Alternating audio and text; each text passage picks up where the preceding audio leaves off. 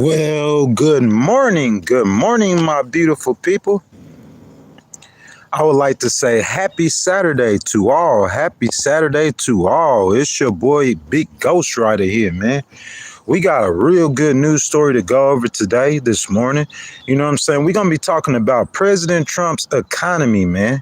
You know what I'm saying? The state of the United States economy right now, man, it's one of my favorite things to talk about with President Trump as president because, with his economy, he is just so creative, man.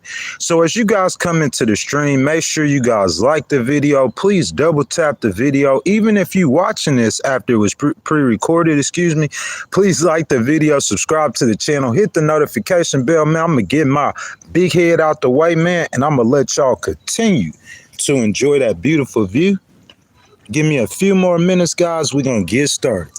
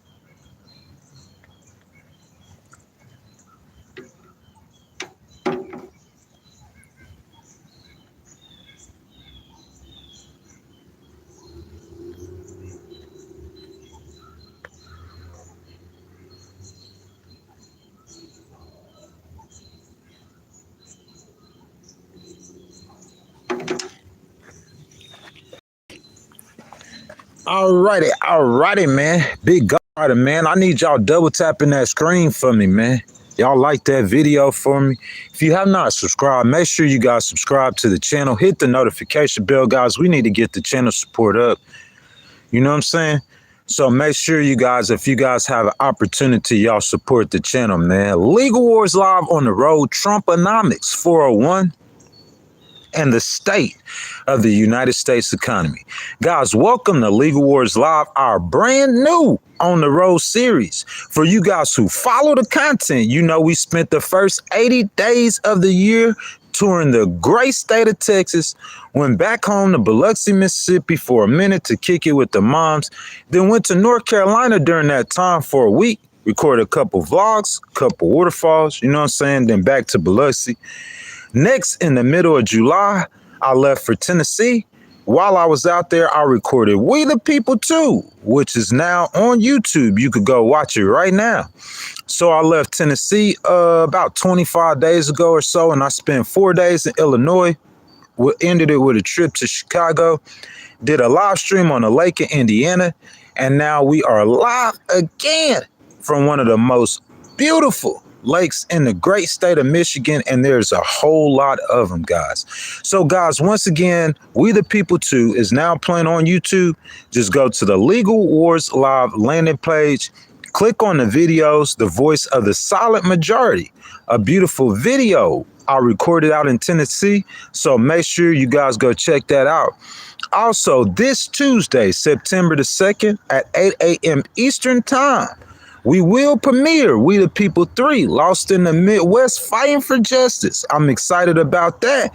So make sure you guys check that out when you get an opportunity, guys. That's this Tuesday, regular stream. You know what I'm saying? All you got to do is show up at 8 a.m. Eastern Time, and then we're going to premiere the video.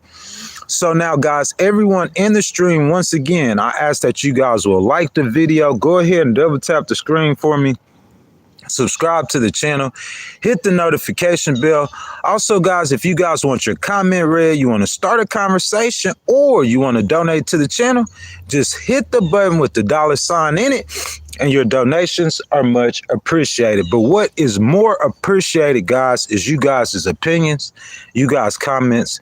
So I'm going to take 30 more seconds, man. Let y'all get one more view of the scenery, and then we're gonna get started because we got a lot of different, I probably got about 4 or 5 sources today for the news, and that's not common. So just a second, guys, and we're gonna get it cracking.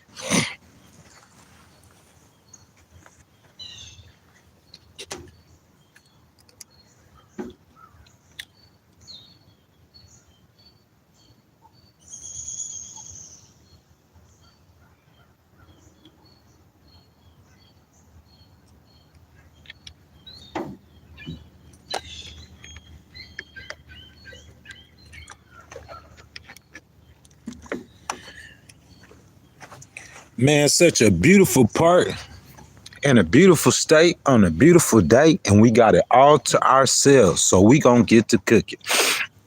So, guys, we talking about President Trump's economy in the first 8 months. Okay, if you guys don't know, Ghostwriter, that's myself, is an independent. So I'm gonna give it to you straight facts, no bias, no spin, no nothing, just straight facts. Okay, we're gonna look at his economy.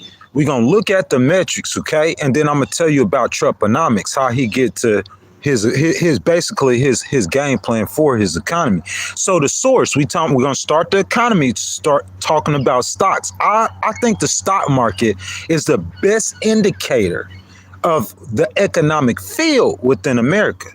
You know what I'm saying? I'm not saying by you could just look at the stock market and it's got record gains. What I'm saying is, yeah, you can look at the stock market, and if it has record gains, the economy is probably not doing bad. So let's look at the stock market. So this source is Investopedia, and it was published on August the 28th. If you guys want to go fact check me, stocks hit new highs this Thursday as investors digested the latest results from AI chips giant Nvidia and a slew of other earnings reports. The Dow Jones Industrial Average and the S&P 500 each finished the day at record levels, rising 0.2% and 0.3% respectively.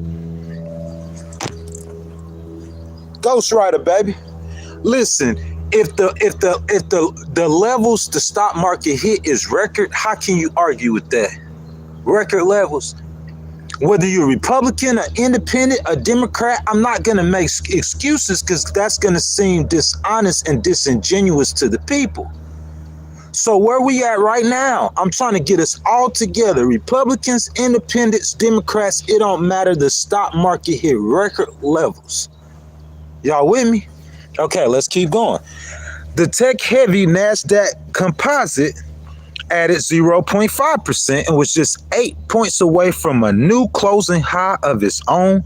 Stocks are coming off a winning season on Wednesday. What? Ghost, you just said Thursday, not Wednesday. Oh, yeah. Back-to-back records on that stock market as the market brace for the highly anticipated earnings report after the closing bell. Each of the major indexes is on track to post gains for August for the fourth straight month. 4 months of gains. Who can argue with that? The stock market. That's where we start. If you think about most of the people who were screaming the loudest for President Trump to get reelected, sure, you know, you had some people who were, I would say, make less than $50,000 a year. They migrated to President Trump because of inflation, because of affordability. You know what I'm saying? But the majority of the people who screaming loudest, like all the people that Elon brought over, that tech crowd, that young, that bro culture, you know what I'm saying? Seth Rogen, I'm talking about JD Vance. You know what I'm saying? All those kind of younger people, what they expected from President Trump is what they get. That first Trump term, them stock markets was, and like when he came in and he was doing the tariffs, that's what we was talking about. Hey, they want that first term Trump back. So if those guys look at the stock market, that's what they expected. And that's what is happening. He's performing. Back to the story. Market participants kept an eye on economic data this morning as weekly jobless claims numbers were in line with expectations, and second quarter GDP growth was revised slightly upward. The big economic report of the week comes early Friday when the Federal Reserve preferred measure of inflation is scheduled to be released. Fed Chair Jerome Powell signaled for the first time last week that the economic conditions could warrant a cut in rates, though uncertainty remains on how tariffs will affect inflation.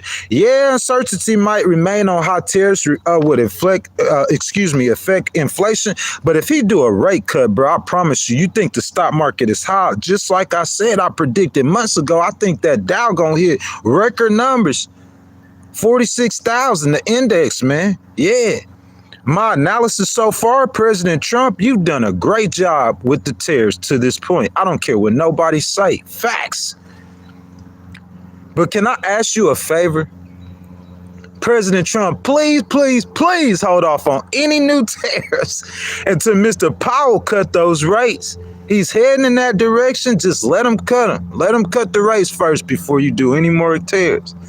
Nvidia shares fell nearly 1% today, even as the company reported revenue and profit that topped analysis estimates and issued an outlook that was roughly in line with expectations. Investors set an extraordinary high bar for earnings from the world's most valuable company, and anything short of blockbuster results, could weigh in on the stock. That being said, man, I don't care what nobody say. If we all look at it, man, yeah, President Trump, stock market, that's what we expected from you. Greatness, great job. Trending in the right direction. It looks so good. The Fed chair, he was upset about those tariffs. And then after 6-7 months in, what you expecting to happen, the prices to raise all this stuff. President T was on top of that. Ain't nothing got higher, really. As a matter of fact, things got lower. So whenever the prices didn't raise, it ain't no recession. He adding jobs. Mr. Powell, it ain't nothing else to do. It's time for that cut. When he cut rates, the stock market gonna get even higher. A plus. Highest grade possible you could give him on the stock market. Especially knowing he came in with those tariffs, putting tariffs on the whole world. We didn't know what was going on. You see what I'm saying? But then the results of it, it's all about results with me. Some people care about the method that or the path or the road, the journey. But in my opinion, it's about results. Jobless numbers, that's the second metric we're looking at on the economy. This news story comes from Reuters, and it was published on August the 21st. The number of Americans filling new applications for jobless benefits rose by the most in about 3 months last week, in an initial signal that layoffs may be picking up and adding to signs the labor market is weakening. What? The labor market's weakening? Reuters, what are we talking about? Initial claims for state unemployment benefits climbed 11,000, the largest increase since last May. Since late May. Oh, okay, that's better. To a seasonally adjusted 235,000 for the week ended August the 16th. The Labor Department said on Thursday, economists polled by Reuters have forecasted 225,000 claims for the last week. So it's slightly more claims than what Reuters had estimated. You know what I'm saying? Are y'all understanding that? So, I don't know, man. That jobless market. Let's see what they're saying. The labor market has split into two: low firings and tepid hiring as business navigate U.S. President Donald Trump's protectionist trade policy, which has raised the nation's average import duty to its highest in a century. Employment gains averaged 35,000 jobs per month over the last 3 months, the government reported in early August. Guys, make sure y'all are double tapping that screen, like the video, subscribe to the channel, and hit that notification bell. What's up, Johnny? What's up, Winston? And what's up, Trust in God and God only? Yeah, the 401k is way up, way up. And that's benefits for Americans. You know what I'm saying? My analysis, guys, of the job report to this point is so crucial. President Trump, you are about to get a first-hand look on how we need immigration to grow the economy. Hold up. They like, man, Ghost, we rocking with you, man. You know what I'm saying? You saying the economy on track. You saying the economy is rolling. And now you saying that we need immigration, man. Ghost, President Trump, how he's standing, how he feel on immigration. What's up, Card Baby? You know what I'm saying? Sure, there are layoffs and people are applying for jobless benefits. But what I'm trying to bring to your attention is, according to usafacts.org, so you guys could go fact check me. As of June, there are 7.4 million open jobs in the United States. 7.4 million. So Mackey Productions, we say 7.4 million jobs open in the United States. Why is the jobless numbers going up? Don't make sense, don't it? All these open jobs, why are more people putting in applications for unemployment? Bro, there's jobs out there. Just go get the jobs. You know why those jobs aren't full though? Some of them are dangerous jobs. People can't work. You know what I'm saying? Scheduling problems. Some of them are very skilled jobs. People don't have the skills or the education. But majority of those jobs are low paying jobs that nobody want to work. Do you feel me? President T, where you at? What I'm saying to y'all is ultra important. You're not going to hear this nowhere else. You might hear it on CNN or on MSNBC, but they're not going to say it how I'm finna say it right now. So according to usafacts.org, there's 7.4 million jobs that are open in the United States right now, right? There's more jobs. Listen to me, man. There's more jobs than we have people to work them jobs. So you saying, Ghost, what's the issue? What's the problem? If people like, okay, Ghost, so you got 7.4 million jobs. Why are the unemployment numbers ticking up? It don't make no sense because those low paying jobs that nobody want to work. Who wants to work for $7.50 an hour? Put your name below in the chat, and I promise you, 7.4 million jobs, we gonna get you a job. Even if you say that, you know, okay, man, what about the people need second jobs? We could just fill those jobs in. Even if you say that, I'm going to say this. The Americans are not trying to work for $7.50 an hour. Bottom line. You know what I'm saying? So what we will and can talk about and what President Trump will find out is that we need those jobs filled. And although his economic growth is strong to start, he will have to, number one, tend to the poor. And number two, consider ways to allow employers to fill those cheap labor positions. This is why that immigration argument is so important. Guys, y'all make sure y'all double tap the screen for me. Like the video. If you guys have not subscribed to the channel, subscribe to the channel. Hit the notification bell so you could come on every time we go live. But most importantly, Republicans, Independents, Democrats, jump down in the comment section, man. Let's talk about it. Let's talk about this immigration thing. Because President Trump is starting to feel the effects of it, man. He's done 1,000,001. He's made 1,000,001 moves in his first 8 months. Like it, lump it, or choke on it. Stock market, record numbers. Jobs, everything looked good. But then all of a sudden, in the middle of everything looked good, he been going back and forth with Jerome Powell about them rate cuts. He finna get this rate cut. So that means the economists are backing up from the inflation talk and things getting high. They backing up a little bit. They feeling them. But at the same time, though, that jobless number is tick, tick, tick. More Americans are putting in applications saying, hey, we need unemployment. And Big President T, and I know Scott B, they over there in the White House like, man, how is this possible, Ghost? We got 7.4 million jobs out there. Why are people applying for unemployment at such a high rate toward making this tick up? And yeah, this will happen with your economy looking like it looks. Your stock market looking, everything looks right. Yeah, that'll happen. Let me further break this down for you.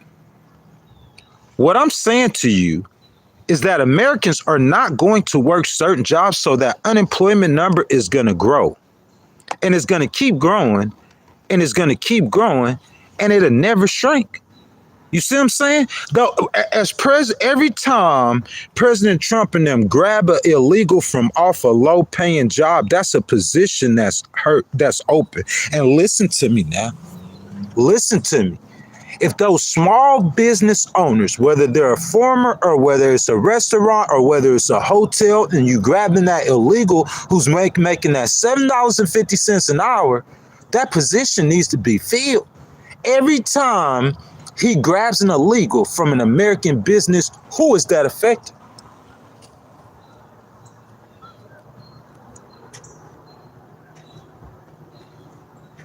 Every time President Trump grabs an illegal from an American business, He's not taking this illegal immigrant from a Venezuelan business or a Brazilian business or a Chinese business. He's taking this immigrant from an American business owner who is making his way or her way by paying this person $7.50 an hour.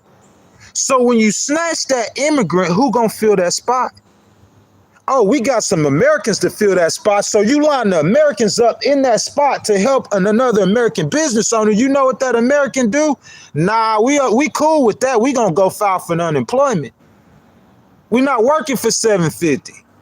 We gonna file for unemployment. So this is the point that we gonna get to, President T. Great job. I mean, better than you could ever do, better than ever expected. But where you at right now is you want to continue to grow that economy.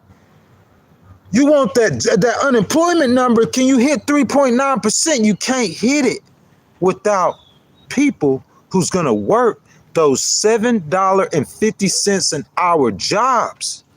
That's the foundation. That's like the concrete. You know, you go work at McDonald's when you like 16, 17, 18 years old. You see what I'm saying? Hopefully by 18, 19, you in college, junior college, then you go to the university and have a shot at the American dream, the foundation. But meanwhile, McDonald's is saying, hey, we might have some illegals in here that's working 3 times hard as an American worker or that teenage worker, and they not complaining a bit about that $7.50. They trying to get overtime. So when you come snatch them, I got an American worker I'm going to replace him with. Nah, the American unemployed worker, he going to turn around. He going to look at that $7.50 an hour job. He going to look at it. He going to say, nah, I'm all right. I'm going to go to the unemployment office. That's killing your numbers, President Trump. In a way, you might not necessarily all the way care, President T, about that one business, that American business. Hey, you know what I'm saying? That's just the game. But I'm saying, though, it's killing your numbers directly. It's directly affecting your numbers. Y'all make sure y'all double tap that screen for me. Like the video, subscribe to the channel, and hit that notification bell, okay, guys? What I'm about to tell you guys, you probably never heard this like this before. Know who had the lowest unemployment rate in U.S. history? Stop for just a second. This is what I need y'all to do. Fox News, Big President T, all the Republicans, they rock with me. They love me. They be in the stream, man. Boy, an independent got more Republicans in here than anything. All of y'all, listen to me for just a second, okay? Listen to me. Regardless of how you feel, what I'm finna tell you is facts. I'm like one of the most emotional people that you'll ever meet, but I know how to get out of my emotions and look at the facts. Governor Newsom, facts are very important. You see what I'm saying? If I know that the Saints won the football game over the 49ers, if they won 63-7, or if they won 41-7, in my opinion, I guess that do matter, but who won the game? Oh, the Saints won. Somebody say the Saints won 51-30, and someone say the Saints won 45-20. Those facts, I guess they are important. They are important. Every fact is important, but I'm saying the biggest fact is that the Saints won. What I'm saying, though, about these facts, this is the win or lose fact. It's not the score. The score fact, you know what I'm saying? Because when you get into politics, everybody can interpret those numbers in a different way. So what the facts what he's saying is true. What he's saying is true. It's just a perspective. But this ain't no perspective. What I'm finna tell you right now. The president with the lowest unemployment rate in U.S. history is President Joseph Biden. Ghostwriter, you done knocked your head up against the concrete. This boy over there smoking that big crack. Ain't no way in the world Joseph Biden got the lowest unemployment rate in U.S. history. He said U.S. history, y'all. That boy tripping. He tweaking, y'all. Yeah. And you know why? all those immigrants. You got 7.4 million jobs.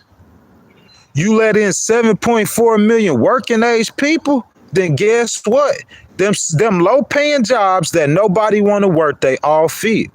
Now McDonald's happy. They got enough workers. If they got enough workers, they're going to be more productive. If they're more productive, they could pay more taxes. It helps the economy as well.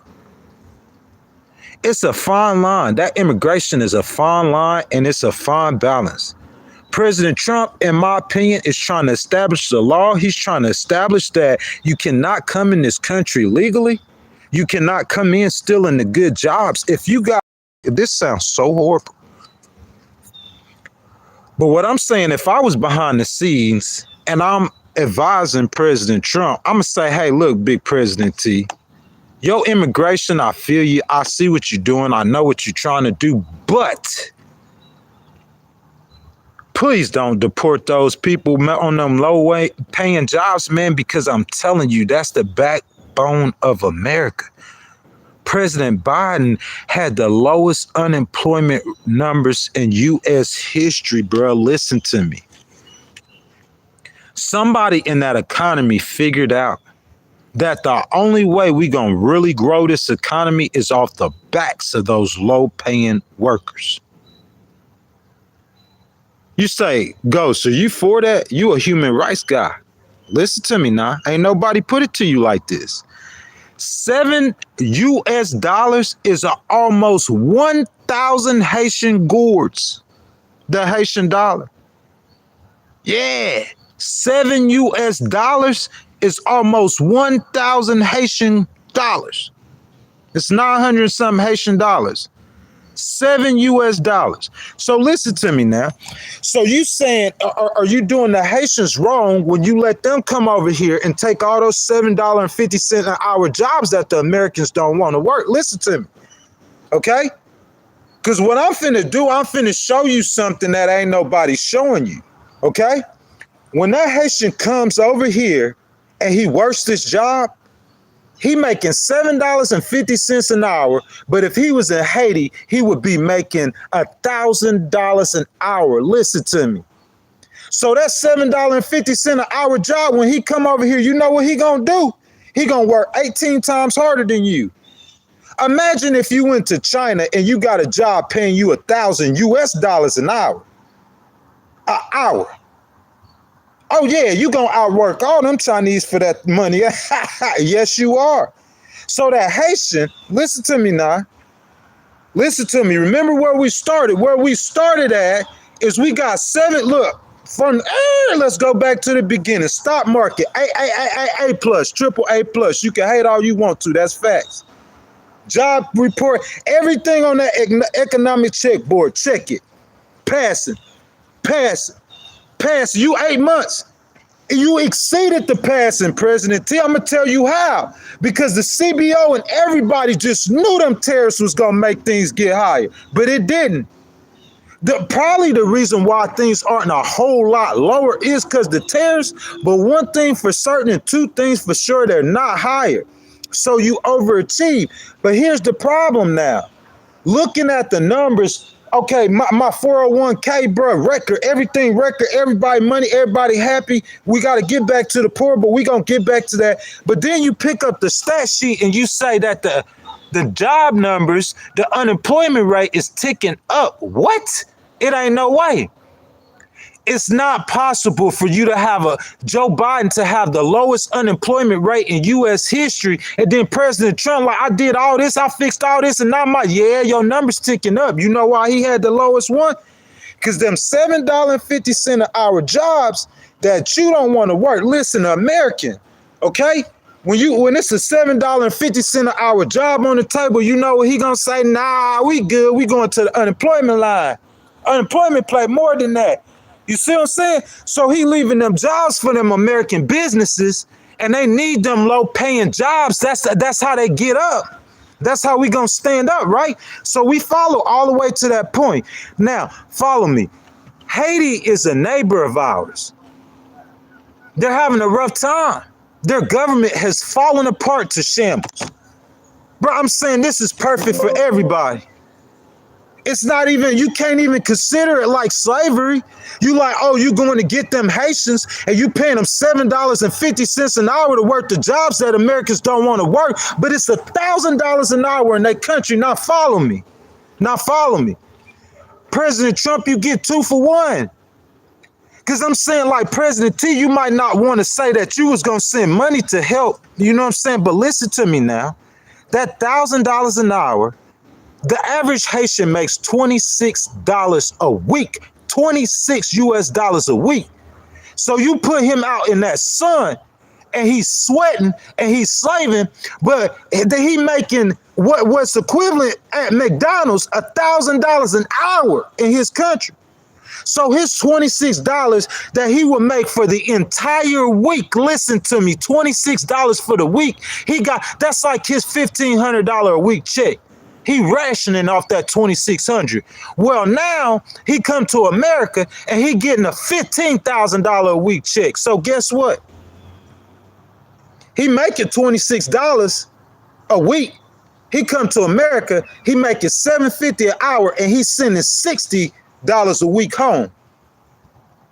He's sending twice his salary home, at least twice his salary back to Haiti.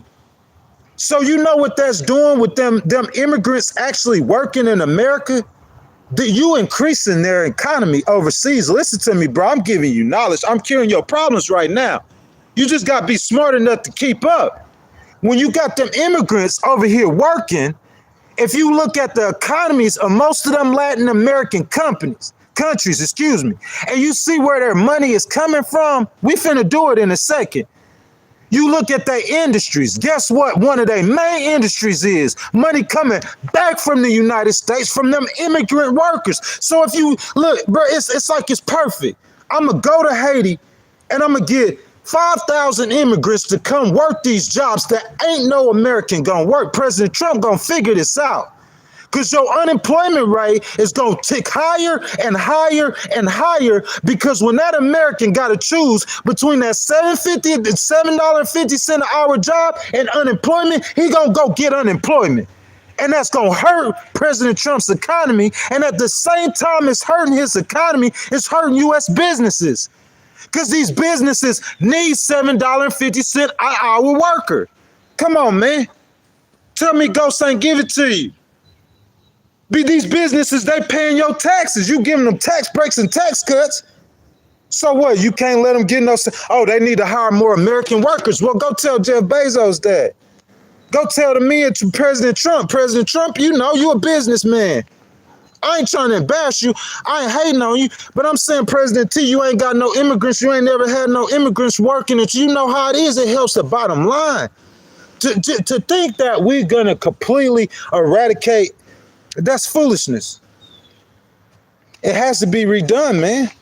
Now, if you got, and I hate to say this, like I said, I almost started saying it. I hate to say this. If you got an immigrant who's here illegally and he got $150,000 an hour job, I see what President Trump's saying. Pick him off, because he's taking an American job. But if he working for $7.50 an hour, especially if he from a country where they down bad anyway, they need the help. So President Trump, you don't want to send $50 million to Haiti to help them out. You don't want to do that. You don't want to send no food. You know, you burning up 500 tons of food. You don't want to send no food out there. So look, the American businesses need the workers. So them immigrants come over and work. They work them low paying jobs. And then they send the money back home to take care of their families themselves. It's win, win, win, win, win. And then y'all hate on President Biden. Look, he shouldn't have let 12, 13, 20, 25 million illegals come into the country. He shouldn't have did it. It should have been more, how can I say this? It should have been more, whatever, organized. Or President Clinton, I think, said that they should have counted them or kept up with them better, whatever. However you want to say it. The way he did it was wrong. But that's why y'all can say, President Biden, yep, President Biden, lowest unemployment numbers in U.S. history out of every president in recorded history. It's because of those jobs. That's how you expand the economy. President Trump is about to figure this out. I did everything right. I even fixing his mistakes. I even getting the budget cut, son. We're going to talk about that too. That's part of the economy. Everything right. 7, 8 months, no inflation. And then I look up and my job numbers are slowly but surely ticking up. Well, what's going on? Yep, low paying jobs. Because an American loses his job. Some of these businesses go, or listen, this just the game. It's just the game, man. Some of the businesses, they got to shave, they got to cut for their bottom line. The federal government doing it. President Trump should understand that. So you cutting good paying jobs. These are good paying American jobs that you cutting. And then you telling that American worker to go over there and take that $7.50 an hour job that you just deported the immigrant with. Nah, I ain't working that. I'm going to go get unemployment. And when I get unemployment, guess who getting taxed? Tell me y'all ain't feeling me, man. See, if I'm a Democrat and I'm coming at you like, I'm for immigration. I'm just for immigration, so I'm going to talk up immigration. I'm not coming at you like that. I'm coming at you showing you how President Trump, this is affecting you. Because them job numbers going to tick up. And every immigrant you snatched that worked that $7.50 an hour job is going to tick up. Because I'm saying, look, we already did the study. The reason why we letting the immigrants in is because we want to expand our economy. We ain't having enough babies. This ain't China, boy. We ain't having enough babies to keep up to expand the economy fast enough. We trying to grow. President Trump, you want to hit your GDP want to hit 5%? You want to hit 6%? You want to hit 7%? President Trump, you want to get off 3%? You going to need some immigrants, baby. Bottom line. You're going to need immigrants to work those jobs that Americans don't want to work. If you don't, your economy will not expand. That's point blank, period. The rich people get richer, the poor people get poor. And you know what that means? That means it's way more poor people than rich people. So guess what? President Trump, we going to do this after this 4 years is over. You know what I'm saying? We going to start counting. Oh, well, it's 30-32. It's been 12 years since the Republican won the popular vote. Oh, it's 2046. It's been 46 years. That's how we did. That's how we get to that point. Because there's more people without money than people with money. We looked at it yesterday, bruh. I think it's like 34% of Americans' households make over $100,000 a year, bruh. So that means 66% of them don't. That's what that means. So that means it's more them than it is Jeff Bezos. It's more them than it is Elon. What up, Elon? It's more them than it is Elon. So what I'm saying is they gonna vote in numbers, and that's why the Democrats always saying them food stamp voters were President Obama voters were food stamp voters, but they kept on winning. They kept on winning. Even when he beat Hillary Clinton, she got 3 million more votes. More people are voting for those policies, bro. You gotta focus. You gotta focus. You see what I'm saying? You gotta focus, man. You get Haitian workers paying them for the minimum and getting the maximum amount of work out of them. I don't care what kind of job it is. You take one of them Hispanic or Haitian workers, you could be pouring concrete. You gonna listen, I do it all the time. I came from Texas, baby. You feel me? You'll see 15 workers, Americans and Hispanics.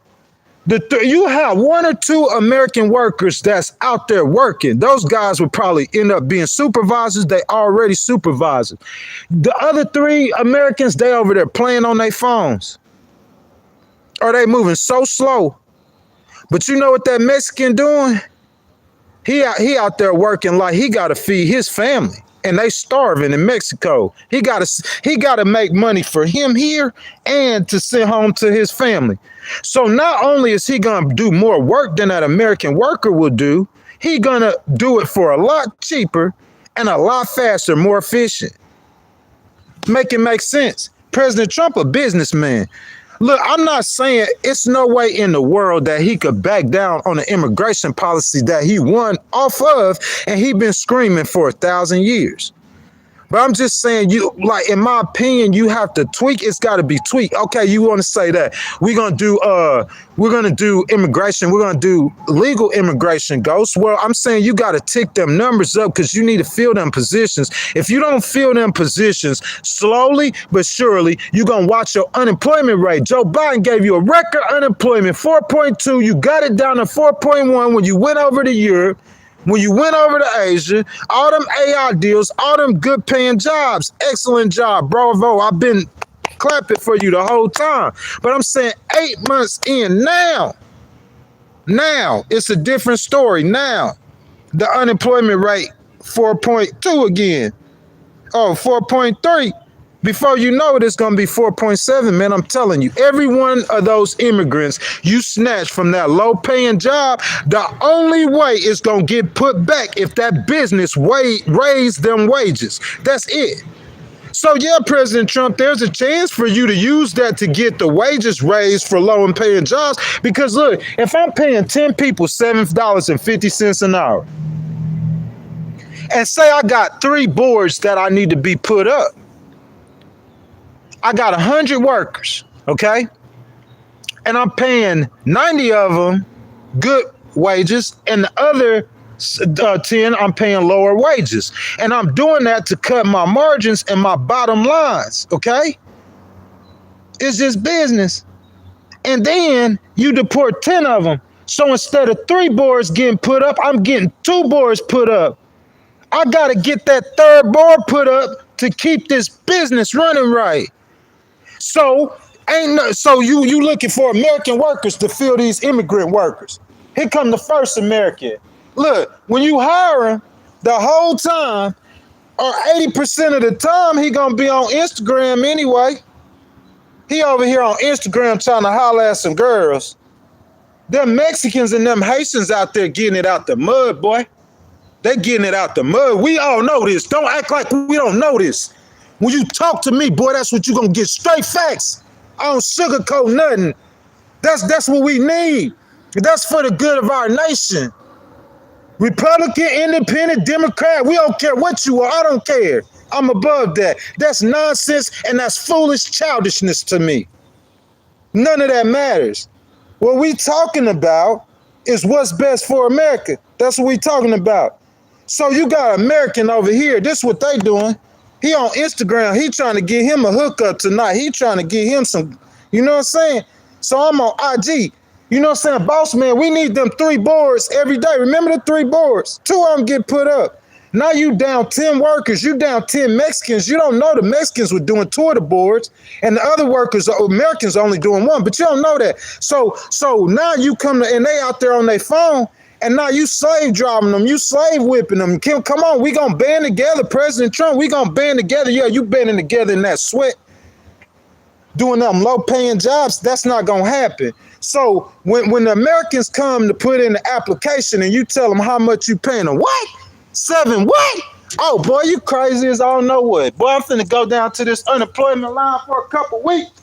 Get this unemployment check, boy. You feel what I'm saying? Yeah, that's how that's gonna happen. And meantime, you know what's happening? Your unemployment numbers is higher.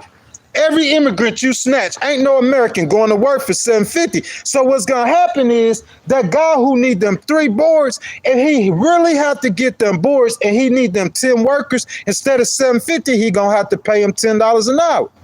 So President T, I'll give it to you. That's why for the first time in I don't know how many years, last time you were president, I'm saying that the wages raised for poor. So I'll give you that. It worked last time. I don't know if it's going to work like that this time. We just going to have to see. I'm just saying, if you and Scott B, if y'all ain't got y'all eyes on it, I'm telling you, bro, that's going to walk y'all down. You're going to look up, your unemployment rate going to be 4.7%, and your GDP ain't never getting out 3%. Because if I got record start numbers, then I'm saying, why wouldn't I want to run the board? He had a 4.1% unemployment rate. President Biden, out your mouth, he the sorriest president ever. You said that. So if he the sorriest ever, but he got the best unemployment rate, so that must be a mistake. Then you need to get yours to 3.9 then. Why not? Run the table. Run the numbers. Stock market through the roof. You want a golden age? This is how you get a golden age. Because to get a golden age like President Reagan, you're going to have to bend some, man. President Reagan, you heard of Reagan Democrats? Let me say this one. I'll educate you now if you need some education this morning. I'll give you some full education. Have you ever heard of a Reagan Democrat? They calling a whole group of Democrats by this man's name, and he a Republican. Where the Trump Democrats at? Where they at? Anybody know Trump Democrats? It ain't no Trump Democrats. It's never Trumpers. You see how that go? You know how you flip that? You flip that by rolling up your sleeves and getting down in the gutter like President Reagan did in the places that Republicans just don't like going. That's how you flip that. Because that's what President Reagan did. That's what made all the black people vote for you in the first place, President Trump. They thought you was one of them dudes. I don't care what nobody say. Ronald Reagan was one of them dudes, boy. You hear me? I'm talking about, listen, every single female in America know another female has got a child tax credit in their lifetime, right? Besides the ones who's ultra wealthy. That's Ronald Reagan.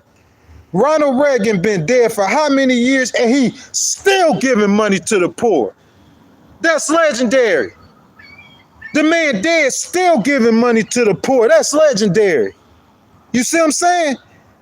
We know you're a Republican. We know you're going to help some rich people. That's what y'all do. But you want to kick the immigrants out? Okay. Who going to work the $7.50 an hour job? I'm just waiting. Who going to work that $7.50 an hour job? President T. You want to kick out all the $7? Look, he picking off the $7.50 an hour work. Hey, I'm a paralegal, bro. I'm a litigator. I believe in enforcing the U.S. law. The dignity of the law is what makes America great, what separates America from them other nations. So if he want to enforce the law, that's fine, but we got to lose common sense because that's hurt. Not only is that going to hurt that American business, it's going to hurt his numbers. And I don't know how it worked, but somehow, like, as them Americans are sliding away, because you know them businesses, they got to sliver them high-paying jobs as they sliding away. You think that, oh, we going to just slide into this $7.50 an hour job? Nah, we going to slide to that unemployment line, and it's going to make President Trump's economy look like it's not doing good. That's heads up, man. That's eyes open. You know what I'm saying? You get Haitian workers paying them the minimum and getting the maximum. You know what happens? Unemployment rate drops, economy grows. You can't grow your economy if that business don't have enough workers. You can't grow your economy if that business can't afford to pay certain workers, bro. You can't grow it. It's going to stay stagnant. Your growth going to stagnate. You see what I'm saying? So say that Haitian man who was making $26 a week in Haiti, that's the average salary in Haiti, 26 US dollars a week, okay? So say in Haiti, he trying to support his family. Well, he come to America, he making $7.50 an hour. For him, that's $260 a week. What, Ghost? Oh, yeah, boy. Oh, yeah. Okay, so Ghost, what you say, you doing about, what, $1,100 a week? So you telling me that I could go where? I could go to Italy and I'm going to make $10,000 a week. That's how it is for a Haitian coming in making $7 US dollars. He making 10 times what he made in Haiti. So you know what he could do? He could send home $60 a week. That's more than 2 times he was making. He got to keep a couple dollars while he in America, say $200. He sent home $60. I'm telling you, bro, we going to research this. A lot of these countries in Central America, you look at their economy, it says sugarcane, number 1. Number 2, money from the United States. And it's not money from the American government. It's money from them immigrants who over here in America, and they sending back hundreds and thousands back to their countries. It's helping their economy. It's helping their family. And President Trump, you ain't got to spend 5 cents. You ain't got to send a penny. You ain't got to go give them no money. All you got to do is let them work. I mean, shoot, that's almost like modern day slavery. But you can't say nothing wrong or say nothing bad because the worker is getting 10 times what he would make at home. It's a win-win situation. If we saying we gonna let 10 million, if we gonna let 15 million, that's different. But I'm saying though, we gonna deport all the low-paying workers. If we do that, your unemployment rate gonna go to 5%. Watch what I tell you. Because ain't no American gonna go work for that much money. You see what I'm saying? So whenever you let them immigrants come in and make that money and send it back home, it does two things. Number one, it's improving the lives of the people in Haiti because they are having a horrible time. And you're doing that not by giving them money, but allowing them to come work for it themselves and send it home. Maybe President Trump, you could write some kind of executive order to address just that part of the immigration problem. Okay? Because you need to keep your eyes on it. You don't want the unemployment rate at 4.7% and somebody say, oh, President T, I think we need to slow down on, we don't need to be deporting all them cheap labor workers. We need to go get them higher pay. Yeah, you want to look at that right now. Number two, what else it does? In return, you fill those low-paying jobs and your economy explodes past 5% growth with your GDP looking like that. Stock market unemployment numbers, man, don't take my word for it, boy. Maybe President Trump has a plan with what he's doing. He had a plan on the tariffs and inflation. The prices didn't get no higher, really. They might have got a drop, but a lot of stuff nationally is cheaper, actually. Man, oh man, if he does not think the economy will slow down drastically in 12 months, you keep on picking them $7.50 an hour job because they ain't gonna get replaced. If you take out of them $7.50 an hour jobs, you took 100 immigrants, you're gonna replace 11 of them positions. Because we done these studies. That's why we are allowing the immigrants to come in, guys, because we are not having enough babies. Point blank, period. You can't grow your economy if you're not having enough babies. Guys, make sure y'all double tap the screen, like the video, subscribe to the channel, hit that notification bell, guys. We talking about President Trump's economy. Now let's talk about the budget. Let's talk about the deficit. You say, Ghost, who this from? This news story is brought to you by the Bipartisan Policy Center. And it was written on August the 20th, tracking the federal deficit in July of 2025. To me, this is so important. And the number one reason for President Trump's tariffs. He's trying to increase the revenue. I tell you guys this story all the time. America has a debt problem. America has a debt problem with bills that we cannot cut. Let's just say, and I'm gonna be real quick. I got 5 bills. I got a rent, I got a car note, I got insurance, and let's say I got I'm paying on my son college or basketball or something, and I got another bill. You got 5 bills you're responsible for, right? Well, what I'm saying, one of them bills is your credit card bill. That credit card bill America has is higher than any other bill we have. Make that make sense? No, it's not the credit card bill, the interest on it. You paying more interest. The interest on your credit card, you paying more on that than your rent. And you walking around like, what? Boy, that system about to collapse. President Trump know that. He a businessman. What? Imagine if you own a business and you paying more on the interest on a loan than you paying on any other bill you have. And the bills America have, I don't know where the legacy media or whoever, they're not telling you the bills Americans have, you cannot cut. If you cut anything, it's going to cost you your neck. Those Medicare cuts, the Medicaid cuts, if the people feel it by 2026, you could redraw as many districts as you want to. Them Democrats cleaning house. Period. That's how you feel it. That's how I get paid for. You see what I'm saying? You can't cut Social Security. You cut Social Security, that party gonna lose. They gone. It's certain you can't like, well, how you gonna cut defense spending with China with 2 eyeballs? China got 1.5 eyeballs on Taiwan. You say, Ghost, where the other half eyeball on? It's on Russia. Yeah, they looking at us seeing what President Trump doing over there with Putin. Okay, he don't handle that right. Taiwan say, oh yeah, we going in next. Oh yeah, we tired of America trying to tell us what to do. Those Yankees, we going in next. Yeah, that's how they talk. If you don't believe me, go look. I'm telling you, that's how they talk. So you can't cut defense spending. What can you cut? There ain't nothing to cut. Okay, so here's the problem. Baby, I'm going to baby. I got 5 bills. We got 5 bills that we worried about. But that interest on credit card, we paying more on that than anything else, baby. What we going to do? Oh, we going to go take some loan out. We going to go borrow some more money and get some more debt. I'm saying it's a house of cards. It's going to fall apart. I salute you, President T, for that. You know what he said? He a businessman. He know what to do. He don't need ghostwriter for this. And anytime you have a deficit, you got to increase the revenue, baby. That's how you come out of that. You got to increase the revenue. So the only thing you could do is just go get a job, or y'all got to give more money. You can't borrow more money. You gotta actually earn more money. Your revenue has to get higher than that deficit. And American president after American president since Bill Clinton, it has not been able to work. He's the last one to balance the budget for real, for real. So every president, oh, what we gonna cut? Oh, we gonna cut Medicaid. We gonna cut Medicare. We gonna cut defense spending. You know, President Obama, he tried to do. Ain't none of it ever worked.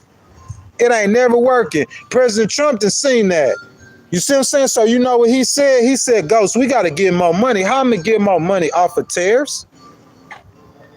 That's how he decided to get more money. How am I get more money? Off of tariffs? You know what I'm saying? He increasing the revenue. I salute him for that. Let's take a look at the budget. The federal government's cumulative debt. This is the Bipartisan Policy Center, y'all, August the 20th. The cumulative debt for the fiscal year 2025 was 1.6 trillion at the end of July, 2% higher than the same time last year after adjusting for timing effects. Revenues increased by 6% and outlays increased by 5% from last year's fiscal year. Well, what's that's basically saying is that President Trump is actually spending a tiny bit more money, but it's not showing up like that because he increased the revenue. Revenues increased by 6%. So he get more money. That's how he's spending more, but he get more. That makes sense. The other administration was only getting what they get about 10,000 in tax revenue, about 10 trillion or so in tax revenue. I think 10 trillion total. I think most of it tax revenue. Don't quote me. I have to look that up. But say you get $10 trillion in revenue. That's what the other. What we're saying is that he getting 7 trillion. He's spending 10 trillion.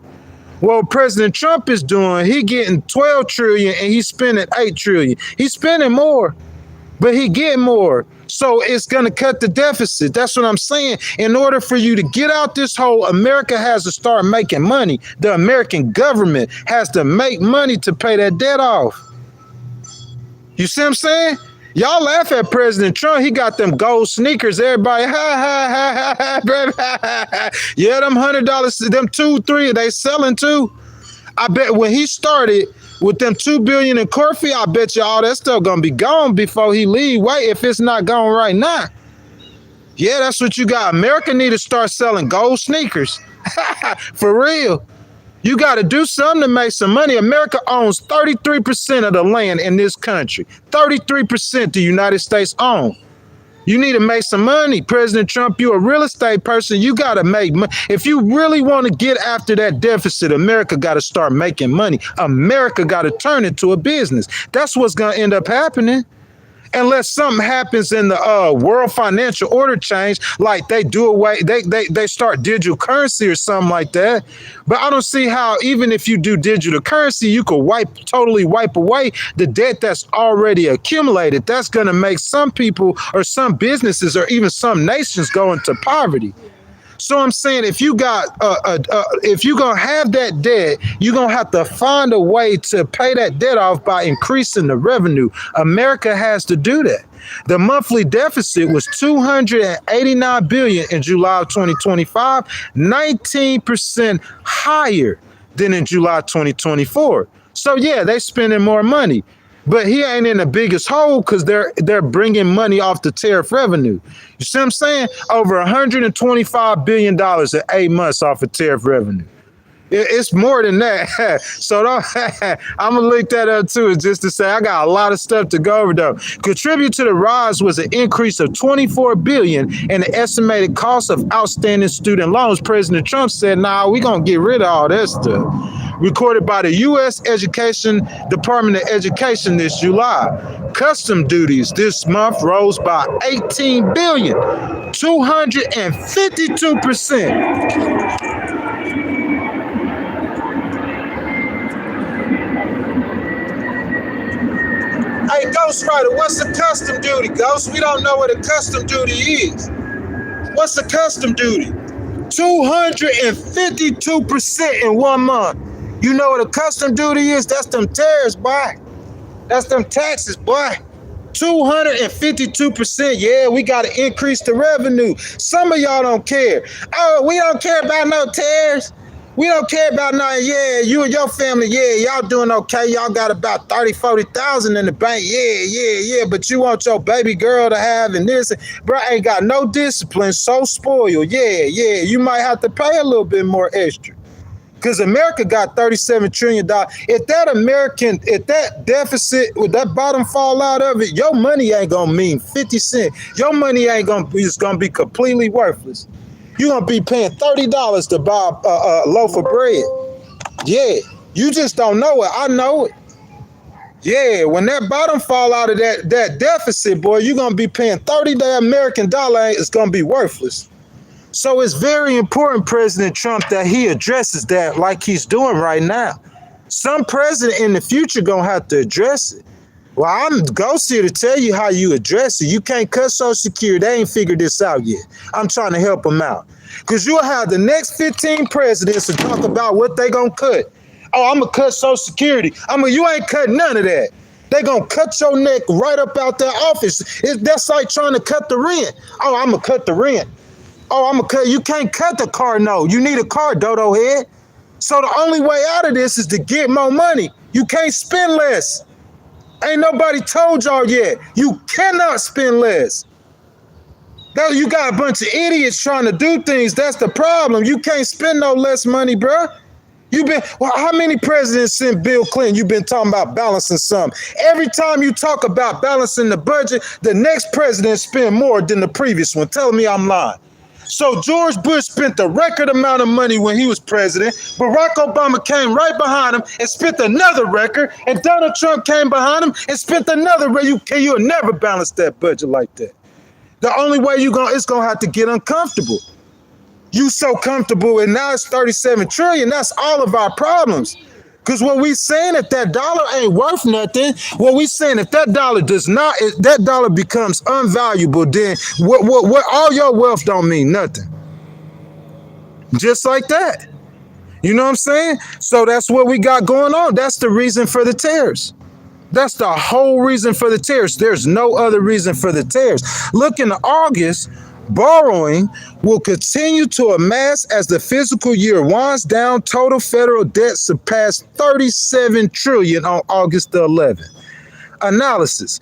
Guys, I watched a Democrat, okay, in the state Senate in Iowa. Listen to me closely now. I watched a Democrat in the state Senate in Iowa this week, okay? It's a district President Trump won by 11 points and she won it by 10 points.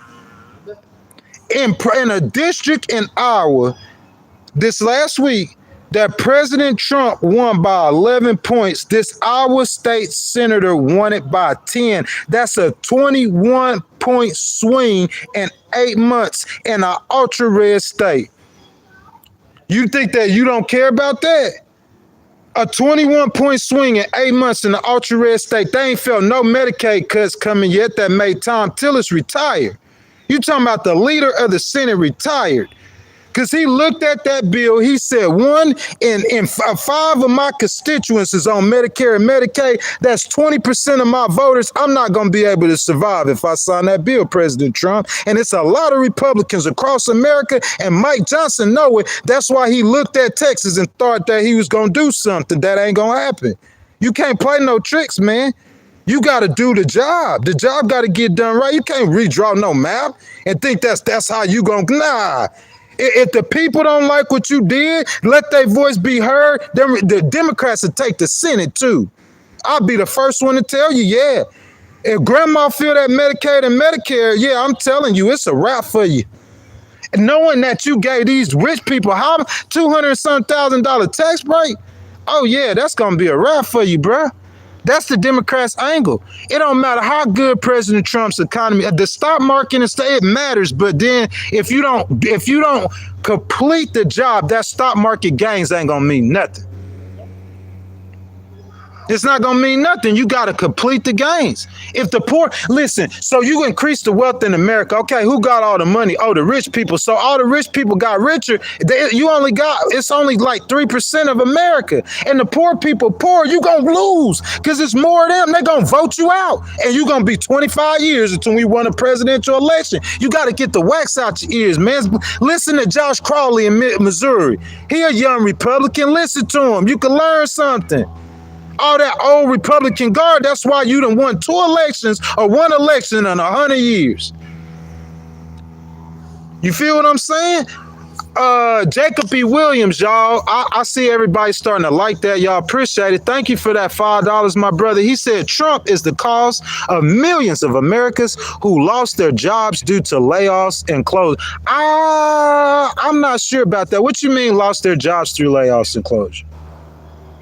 I'm saying if you look at President Trump's job report, it's not that bad, Jacob. It's really okay. I'm saying the numbers are starting to tick up because of the immigration that's going on. But if you look at it, I mean, he added about an average of 35,000 or so jobs every month. It's just that last month, the numbers that he added was lower than was expected. And I'm trying to tell him why. It's because, them $7.50 an hour job that y'all masked up, snatching people from Home Depot. We want to snatch people from Home Depot. So you done snatched 1,000 people from Home Depot from this one community in Michigan. You got 1,000 of them. So that's 1,000 jobs that, and I'm telling you, it's affecting everybody in that community. Is affecting them. You going to McDonald's and now you waiting 30 minutes because them Mexicans or whoever, they gonna get that food out. You call a contractor to build your house, and now I'm telling you, I'm trying to take us, because most people, they just stupid. They don't see nothing.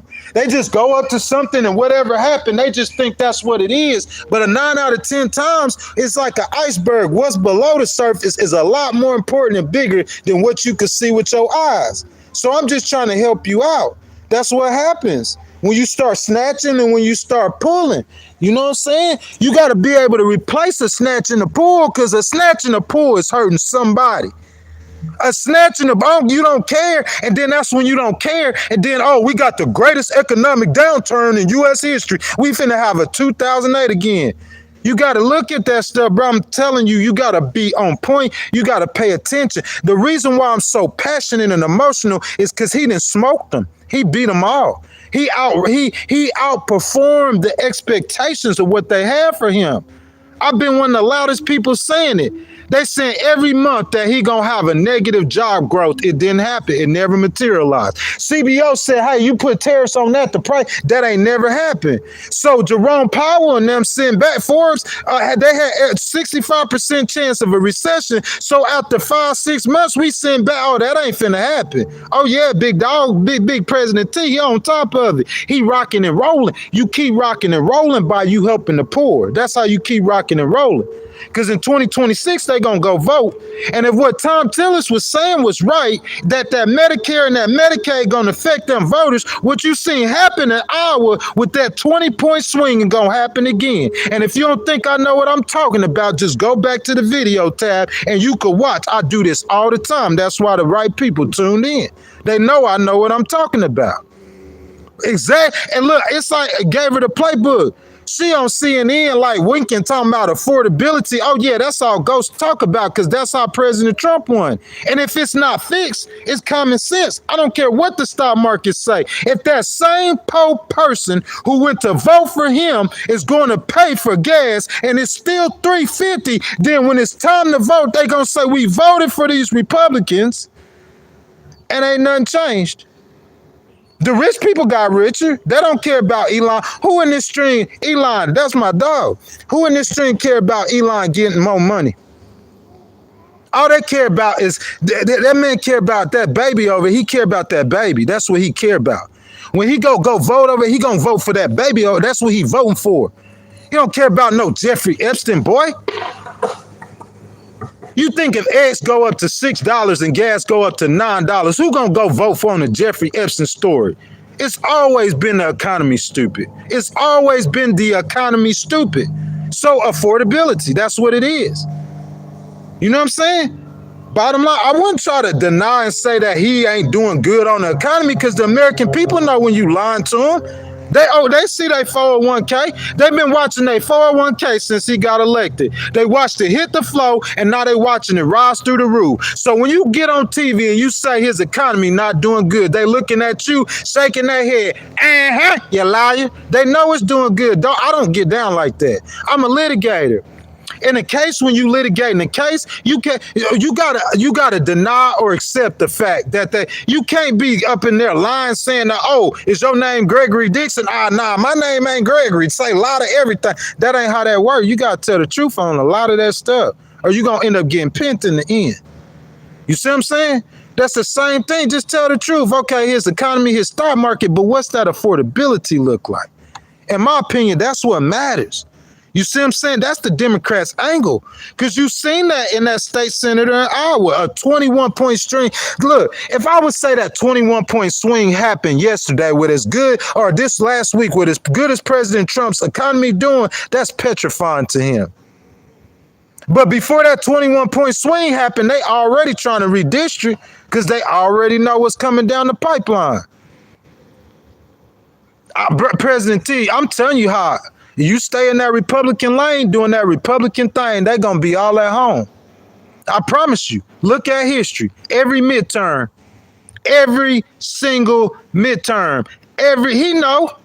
He was president before. He know how it go every 2 years. We get to give a referendum on all that mouth you doing.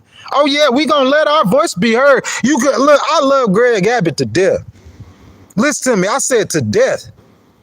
Yeah, I do. That boy got a disability.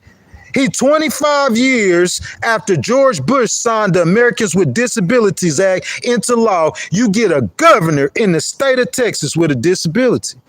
That's progress, man. Real talk. That's progress. You know, just like how many years after America outlawed slavery, you get a black man to be president. That's progress. How can you argue about that? You know what I'm saying? I got much love for Greg Abbott, Governor Abbott, but Governor Abbott, I don't know, man. That ain't really his problem, though. It's a national problem. Because you could, even if you was able to pick up them seats in Texas, what happened in Iowa, where you look at, listen to me, man, get you some knowledge. You looking at a Trump district to where President Trump won by 12 points. Any political people in the stream, how would you rate that district? That's at least likely red.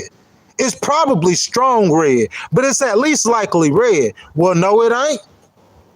That Democrat didn't just win by a point or two. She won by 10 points. In a red state, in a red district, she won by 10 points. That's frightening for Mike Johnson. I promise you that, boy.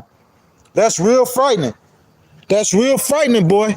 Which you got record stock numbers and a Democrat beating you by 20 points. It's 20-point swing in a red state. That's frightening. That's frightening, boy. Oh, yeah. It's real scary for them. President Trump, he making billions in tariff revenue. He definitely on the right track, in my opinion. He moving in the right direction. However, the rich are getting richer, but the regular people aren't feeling that yet.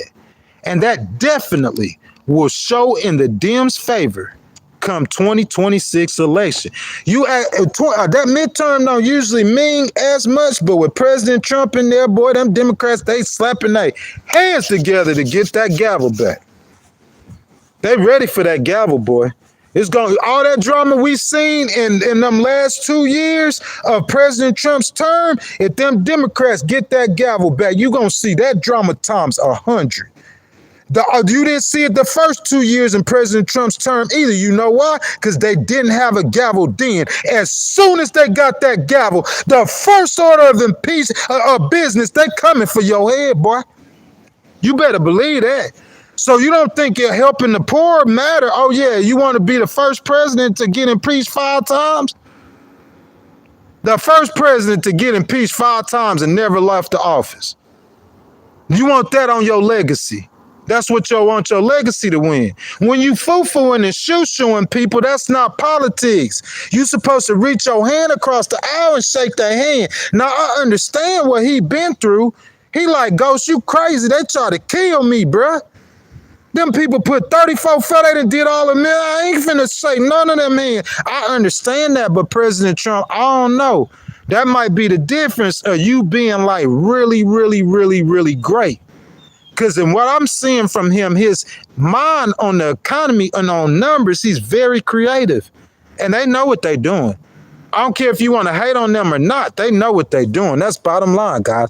So I ask that y'all like the video, subscribe to the channel. Make sure y'all hit that notification bell. Also, as well, guys, if you want your comment read like my boy who donated to the channel, I appreciate that. You want to start a conversation, you know what I'm saying? Just hit that button with the $ in it, and your donations are much appreciated. So, guys, the source for this is The Hill, and it's for August and 29th. So y'all, the name of the stream is Trumponomics. So y'all want to talk about Trumponomics. I've done this a lot of times. I called it Trumponomics 401 because this is the last time, because we didn't talk about Trumponomics so much, but we did it mostly pre-election. And that was my whole argument to why I supported VP Harris, because I don't understand how you going to give a rich man a tax break and he already got money. I got a free market society. It's free market. I put $10 on the floor. I turn around and walk back out the room. I come back in. I see one man with $9 and the other 9 people fighting over $1. The first thing I say is I'm going to get a man with $9 a tax break. That don't make no sense. And that's why you can't win no elections, because that don't make no sense at all. I got a free market. So it's a free market. It's free market. It's free market. That means it's free market. Anybody, everybody can achieve. That's what you're saying out your mouth. So I lay $10 on the floor. It's 10 people in the room. When I come back in, I'm thinking everybody got at least a quarter, maybe 50 cents. I know everybody's skill and talents ain't equal. So in the free market, somebody gonna get higher. But you talking about 700, Elon, I love you, baby. Elon, I love you, baby, but you talking about 700 billion? What? It's a free market. I lay $10 on the floor. I come out. Elon got all the money. All the rest of the people fighting over $1. I'm like, Elon, you gone? And the first thing I say, okay, Elon, I'm going to give you a tax break. And I'm going to raise the taxes on them people fighting for the $9. I can never go with that. But see, what President Trump do, it works. First president since Ronald Reagan to where I could say it works. That's what I'm saying. Like, bro, you get that close to greatness, you got to step over. If he achieves greatness, all them Democrats who on TV, who talking about him, they got their money in the stock market. You don't believe me? You think I'm not going to put my money in the stock market because I'm a Democrat, he a Republican. So the money is Republican or Democrat. Bro, don't be stupid. They going to talk about him like a dog and study investing. Study investing and talking about him like a dog. Study making money. See what I'm saying? That's just the game. Trumponomics. President Trump is exercising direct authority over the economy in ways that few recent presidents have, flexing his muscles over institutions, agencies, and commercial sectors, while executive power has been long considered unwelcome. Man, I don't know what they talking about. If not altogether irrelevant. The Hill. You know, I like The Hill, man. I even watch him on YouTube. Golly, man, y'all getting that President T like that. His no-holds-barred pressure campaign on the Federal Reserve, his reversal of post-war U.S. trade policy, his rejection of congressional budgetary mandates, his encroachment on private sector companies, and his superintendence over labor market data represent an interventionist approach to the economy that's a far cry from institutional norms of past decades. Y'all see how they talking about you, President Trump? Y'all see how the Hill talking about you. Hey, look, we got one of the Hill reporters on the line. Hold on a second, Ghost Rider. Hey, look, President T and them, they done hired me, bro. I'm up at the White House. You know, whenever we get all that nonsense, they gonna pass the phone to Ghost Rider, because Ghost Rider know how to deal with them. Oh, what's up, baby? Oh, we got one of the Hill reporters on the line. What's up, guys? Oh, he said President Trump with his protectionist and intervention. Hey, ask that boy what that stock market look like. Tell him when he see what that stock market look like, he asked me, come back and tell him to come talk to me then. You talking about some interventionist policies. What's that stock market look like, boy? You probably got money in that stock market. How your stock did this weekend? You did good? Okay, boy, good job, boy, good job. Boy, talking about my policies, bro. And I'm over here slugging, making everybody look stupid. The CBR I'm making, man, Jerome Powell just knew we were going into recession. Jerome Powell, I'm not hating on you, I'm just being real. They just knew it. A 65, these are the same people who bet on the Super Bowl. 65% chance of a recession. So people, they sitting there betting against President Trump. Losing, L after L. L after L, boy. That's just real on that economy. So far, to this point, it's been L after L after L. You know what I'm saying? But you see that Democrat, they still won by 21 points. Because she got the right message. Don't try to dodge, fake, or run from the truth ever. Embrace the truth. A problem solvers, that's what they do. Because you can't solve a problem not embracing the truth. To solve that problem, you got to embrace the truth, right, wrong, or indifferent. So when you embrace that truth and we see it, oh man, that boy stock market looking good. Hey, Governor Newsom, how we going to get up in here, boy? Man, I'm telling you, that boy stock market, boy, that stuff looking good. And see the Democrat who come out and try to be bad-mouth him and be petty. Like I said, that man that was over here, I don't want to hear that. All he care about that little baby. He want that little baby to make sure that little baby's life, that's what he care about. And it sound like that man, he talking like for my baby. So I'm voting for him. See, that ain't how you go at it. You gonna go at it like that Democrat did it. And she had the same playbook Mandami had. And any Democrat any strategy, they all gonna have the same playbook. Same playbook, affordability. That's one problem that he promised to fix that I knew he couldn't fix. And you look at from 1980 to the year 2000, the prices of everything rose. It happens. If you look from 2000 to 2020, it didn't raise at 2020. They rose really in 2022, so is it just a little bit late? And because of COVID, and it fell in President Biden's administration, everybody put that on him like he don't know what he's doing because normal inflation took place during his administration. President Trump capitalized on that, and he won the presidency on that. But he gonna kill his Republican counterparts if he don't get them prices down. He gonna kill them. I'm telling you, that's what they care about. Affordability. See, if you're a Republican, you can't talk no affordability. You can't talk that talk. You can't talk it. So all y'all's lives depend on President Trump. Because if he won 12 points in a safe district and she lost that district by 10 points, you know what that's 8 months in, the economy probably not going to be this good, bro. And I'm just saying, 8 months in, and with record number stock market, and it's a 20-point swing, ooh, woo! I know Mike Johnson's staying up all night. I know he ain't getting no sleep, especially with Gavin Newsom holding this picture up saying that Louisiana is the third most dangerous nation in America. While you sending all the troops to these blue cities, what about your red states? Your red states is more dangerous than the blue states. What about that? What we gonna do with that? You know what I'm saying? You know Mike Johnson ain't getting no sleep, bro. You know how you feel? You got to help the people, man. You got to get down on you know what Jesus did, man. Jesus got on his hands and his knees, and he took the most undesirable person that you gonna walk by her like you too good, like you too proud. Like when you die, your body ain't gonna stink and you ain't gonna be full of worms. Some people act like when they die, they gonna die like a pharaoh buried in gold. Boy, we gonna throw you gonna throw you in the same dirt and the same ground as that beggar. You ain't gonna be in no different dirt. You don't get no gold dirt. You ain't gonna get, bro, you going in that same dirt as that poor man. You just don't have the common sense to understand it. And you think life is about you getting some money. Jeffrey Epstein was rich. I'm going to let you think about that for a second. Think about that for a second. You think people who get money is special, right? What about Jeffrey Epstein? He was special too, huh? That's why you let him get away with raping little kids for 10 years.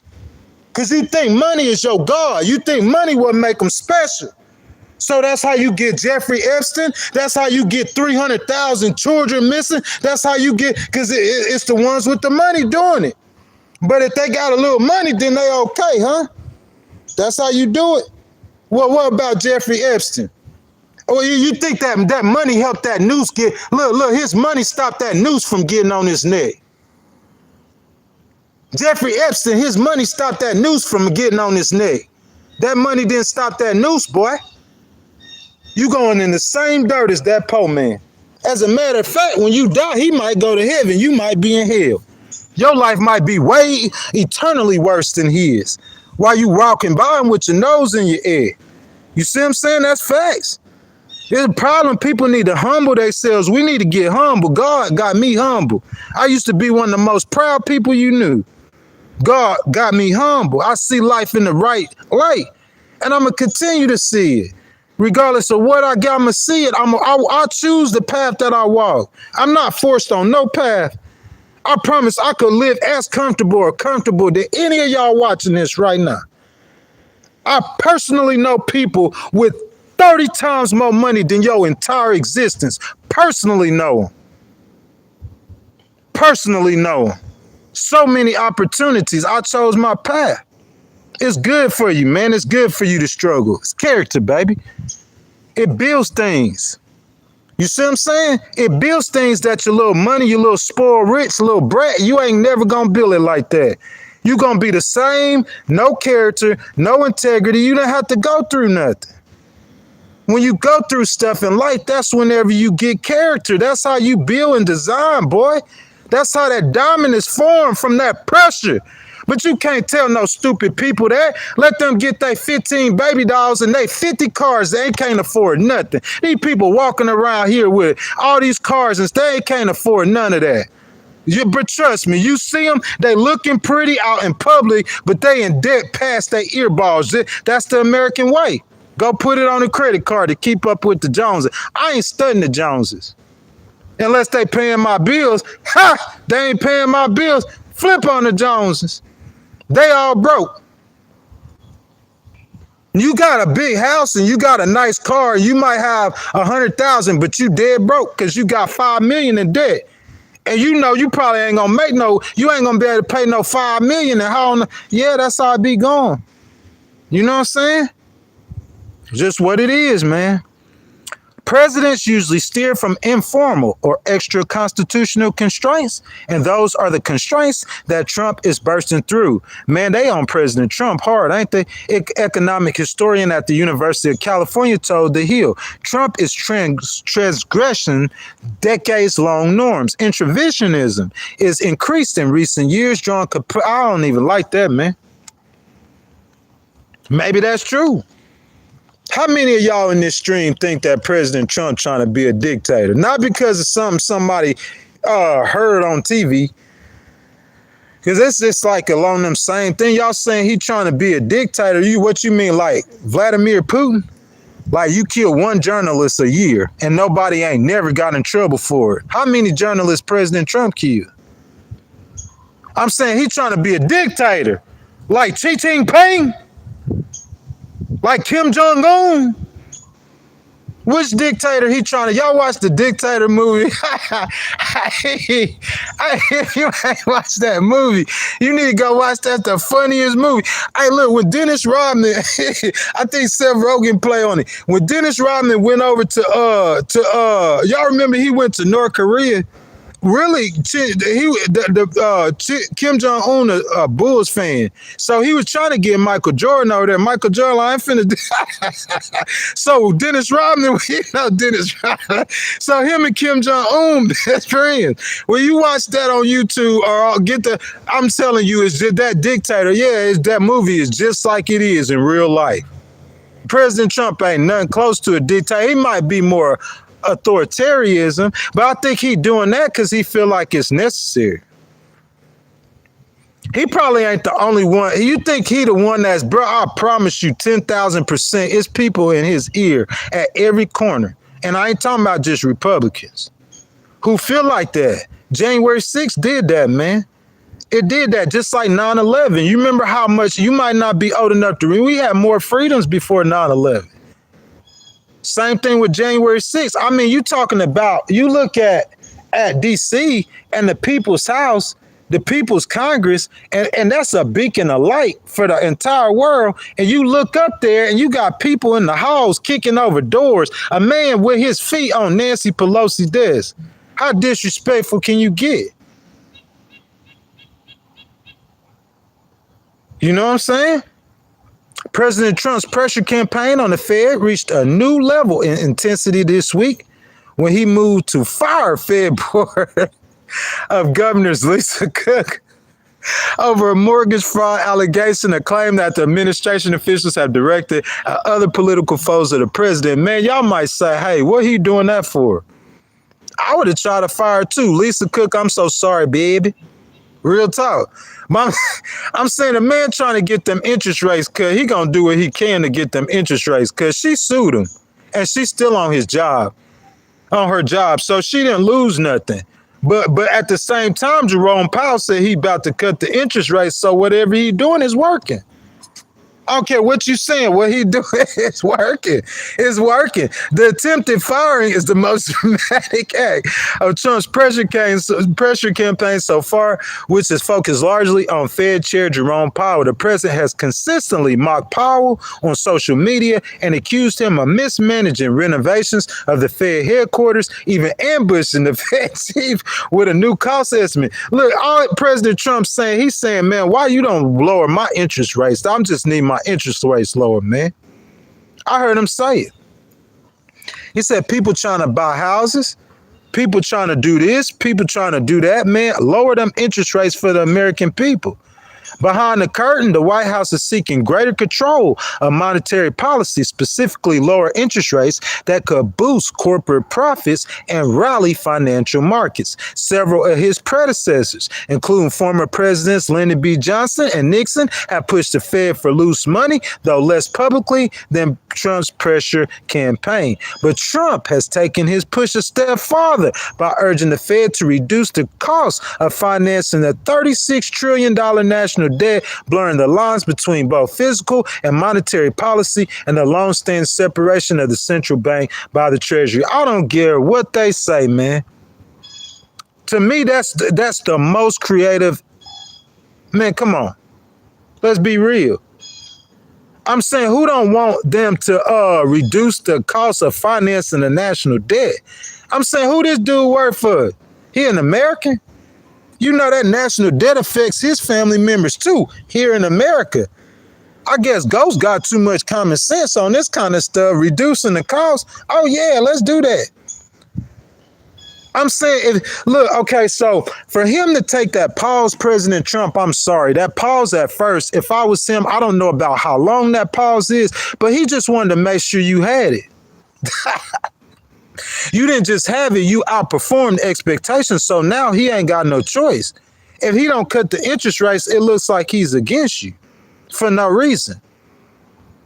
Especially when you firing that girl. I mean, you trying to fire Miss Cook. So President Trump, he knows something going on up in there. I could always tell when President Trump come up on some information. I could always tell. You know, the first thing he do, he try to revoke somebody's security clearance. That's what he did to John Bolton.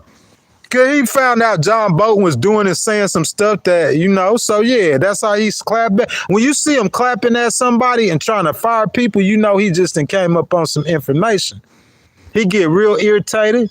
He let that stuff get to him. You know what I'm saying? If that line blurred enough, the roles of fiscal and monetary policy could flip, with the Fed managing the debt and Congress and the Treasury Department determining price levels, something that usually only happens in crisis periods. But the economists are growing increasingly concerned about that. Now, this is when the Fed, effectively loses its independence and becomes subservient to the Treasury out of necessity to keep the government solvent. What's wrong with that? You shouldn't even have no Fed. You should have been dissolved the Fed 1,000 years ago. America ain't even been here for no 1,000 years, Ghost. Yeah, I know that, but you should have dissolved the Fed 1,600 years before America came. We dissolving the Fed.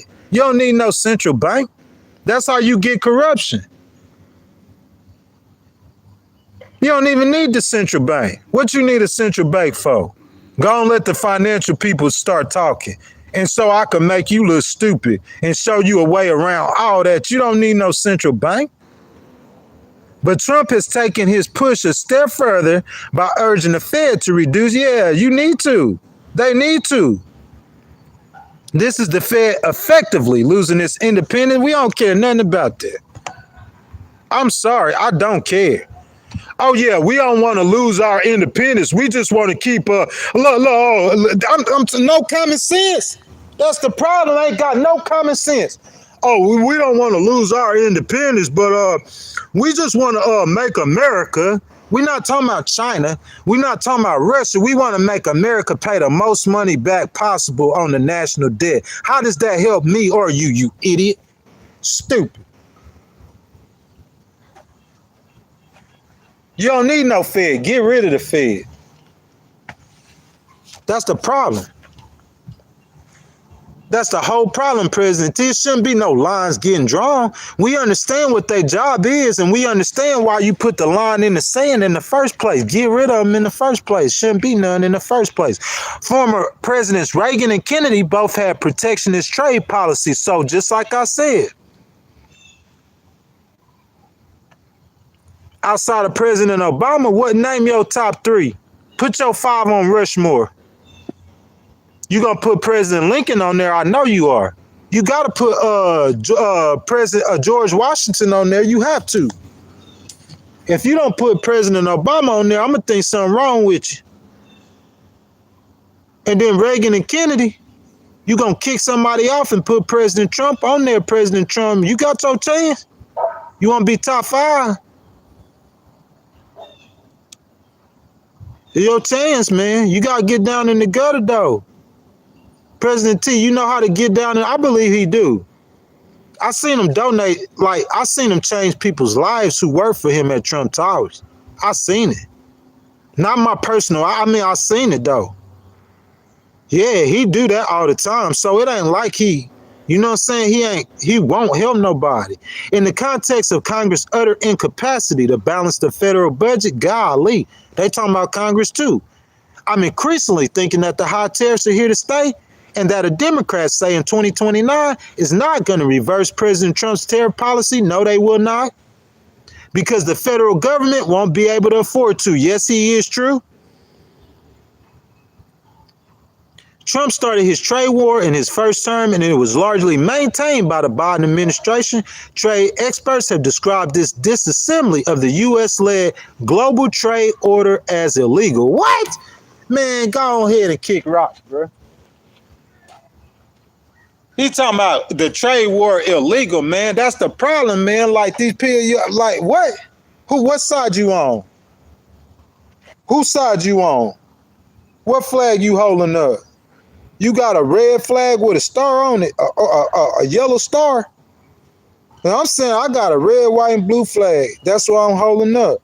And this man right here, he say, what? The U.S. global-led trade illegal? What's illegal about it? What's illegal about him trying to get more revenue for the United States? What's illegal about that? In the context, we are violating rules which American foreign policy and trade policy try to pursue persuade other countries to adhere to for 75 years, Harvard economist Robert Kennedy told The Hill in 2023. While good for revenue, the about face on trade has a major potential downside, jeopardizing U.S. Treasury's status as the global safe haven asset and dragging down the value of the dollar, which is down more than 11% since President Trump took office. President Trump, you got to do something with that. Because devaluing the dollar, it don't matter if you fix the budget. If you devalue the dollar, what's the point of fixing the budget if you're going to devalue the dollar in the meantime? That's the whole point of wanting to fix the budget. You know what I'm saying? While good for revenue, the about face on the trade war has a potential downside. A capital flight following the launch of the April 2nd reciprocal tariff sent bond yields soaring, something that could happen again if the Fed no toes to Trump's demands for lower rates. Man, we're going to find out. We're going to find out real soon. International revenue, reverse currency like the U.S. dollars have been long understood to go hand in hand with trade deficits, which the U.S. now appears to be in the process of reducing. So everyone, as you guys come into the stream, I ask that y'all like the video, y'all subscribe to the channel, hit that notification bell. If you guys want to donate to the channel, if you guys want to start a conversation, or if you want to, anything at all, you guys want to talk about anything, you know what I'm saying, just hit, or you just want to donate, just be nice. Hit that button with the $ in it, and your donations are much appreciated. Grabbing the power of the purse through empowerment. We're talking about Trumponomics. You know what I'm saying? Trumponomics. President Trump has also grabbed Congress purse strings in addition to scaling back the executive through a cost-cutting initiative carried out by the Department of Governmental Efficiency panel, formerly led by Big Eli. On his first day in office, President Trump backed congressional funds for investments to modernize automobile production and move the sector away from century-old internal combustion engine designs. The White House says this is to eliminate the electric vehicle mandate and promote consumer choice. Though less than 1% of American cars on the road are electric, Democrats called the funding freeze, which applied to more economic sectors than cars, illegal. In his first week, President Trump paused all federal financial assistance, a sweeping order that affects $3 trillion of funding worth about 10% of U.S. gross domestic product. I would have done the same thing, honestly. If you're trying to fix a problem, that's the first thing you're going to do. Federal agency must temporarily pause all activities related to obligation or disbursement of all federal financial assistance. The purpose of this pause was to provide the administration time to review agency programs. Of course, that makes perfect sense. If you're making a new budget, or if you're trying to fix things, the trend is continuing. Just this week, Trump's Justice Department asked the Supreme Court to pause a judicial order to spend $12 billion in foreign aid approved by Congress.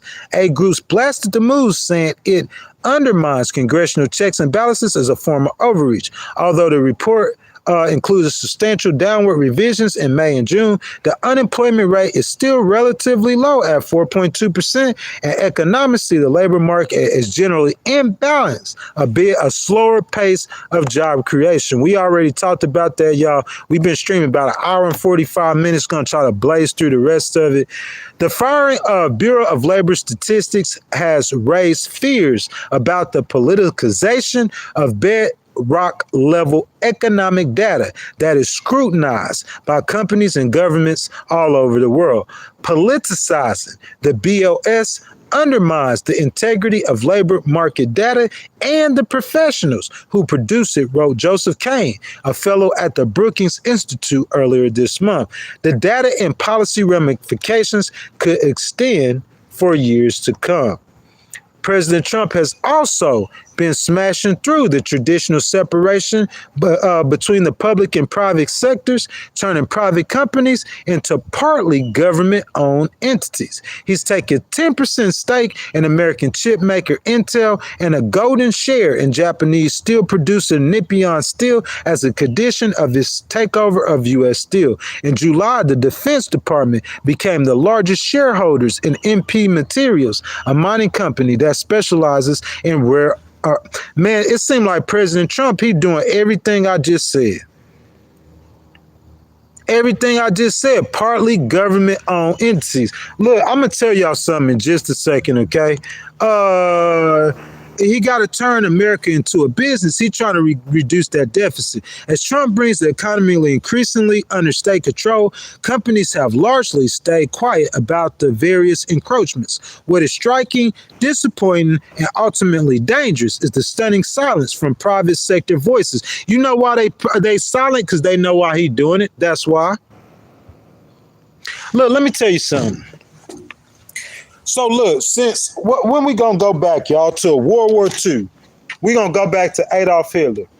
For the people in the stream who too young to know, the Americans have been fighting a bunch of wars just like now. So World War I had just ended, and the Americans stood up and they said, you know what? We tired of fighting them wars. It sound like right now, it sound like it did just in 1949, sound the same way. We tired of fighting all these wars over here. So this is what we gonna do. We're going to split the world in half. We're going to let Russia and we just going to stay over here. You know, Europe is weak. They got to learn how to fight for themselves. So we just going to stay over here in America and we ain't going to worry about nothing.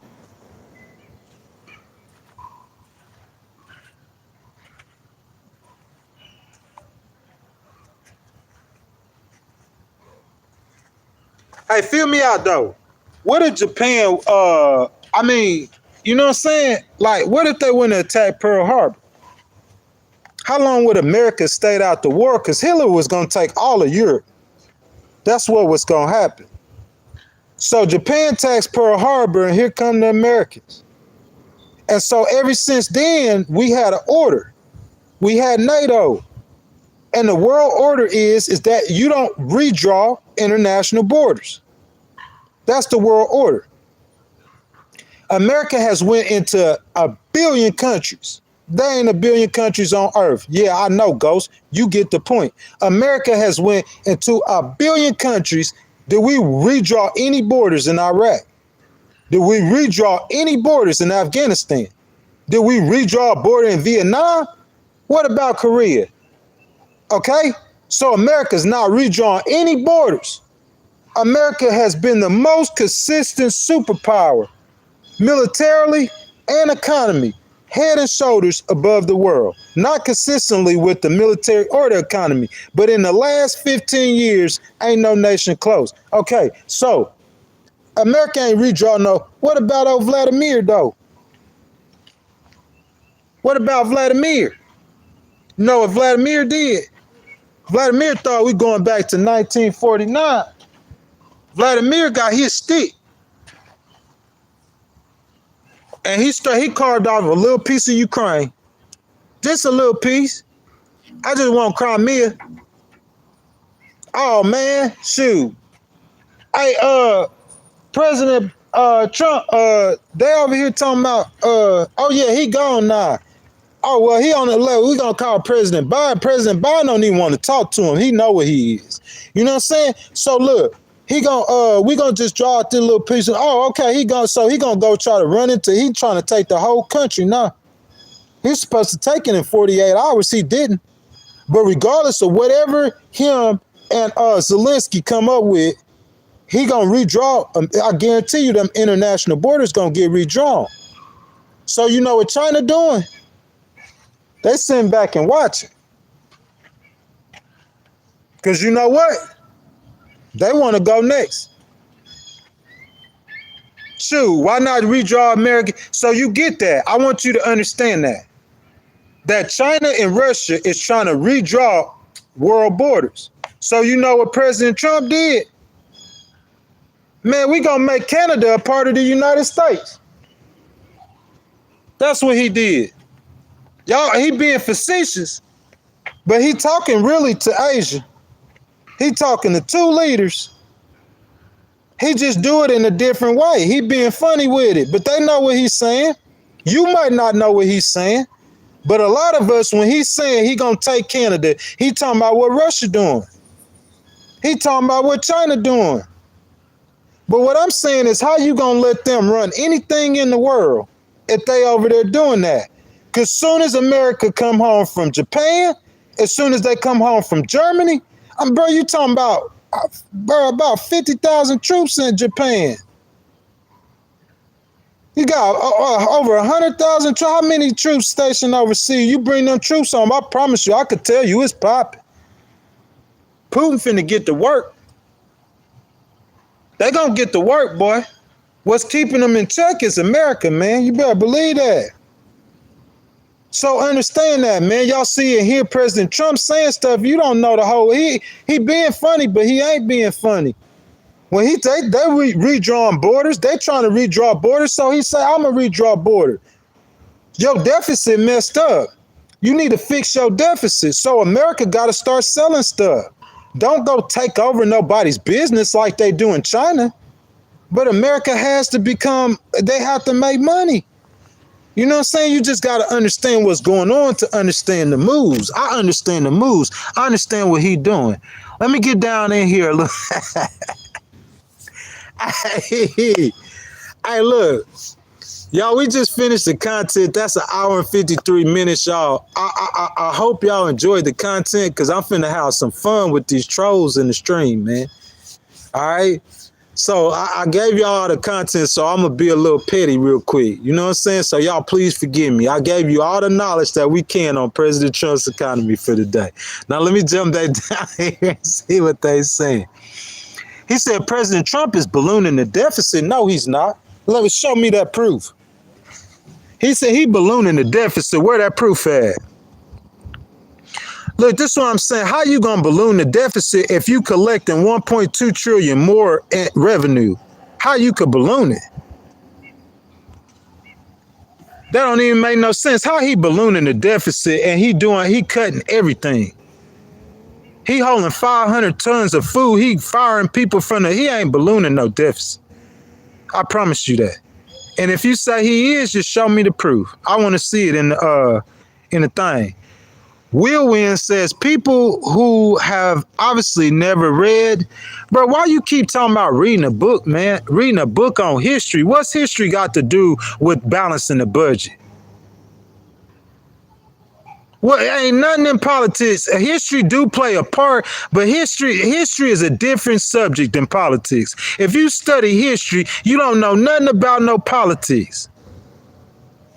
You know what people did in the past, but studying the groupings of people and why they behave the way they behave is political science. That is completely different than history. It's not the same. A historian can't win one election. A historian was never trained how to promote, how to campaign, or how to win elections. Political scientists like myself was trained why groups of people behave the way they do in relation to politics. That's called poli-sci, boy. Get you some education. 169 college credits. He talking about reading a book. Boy, I done wrote the book. That's a master's level degree of education. You talking about reading a book?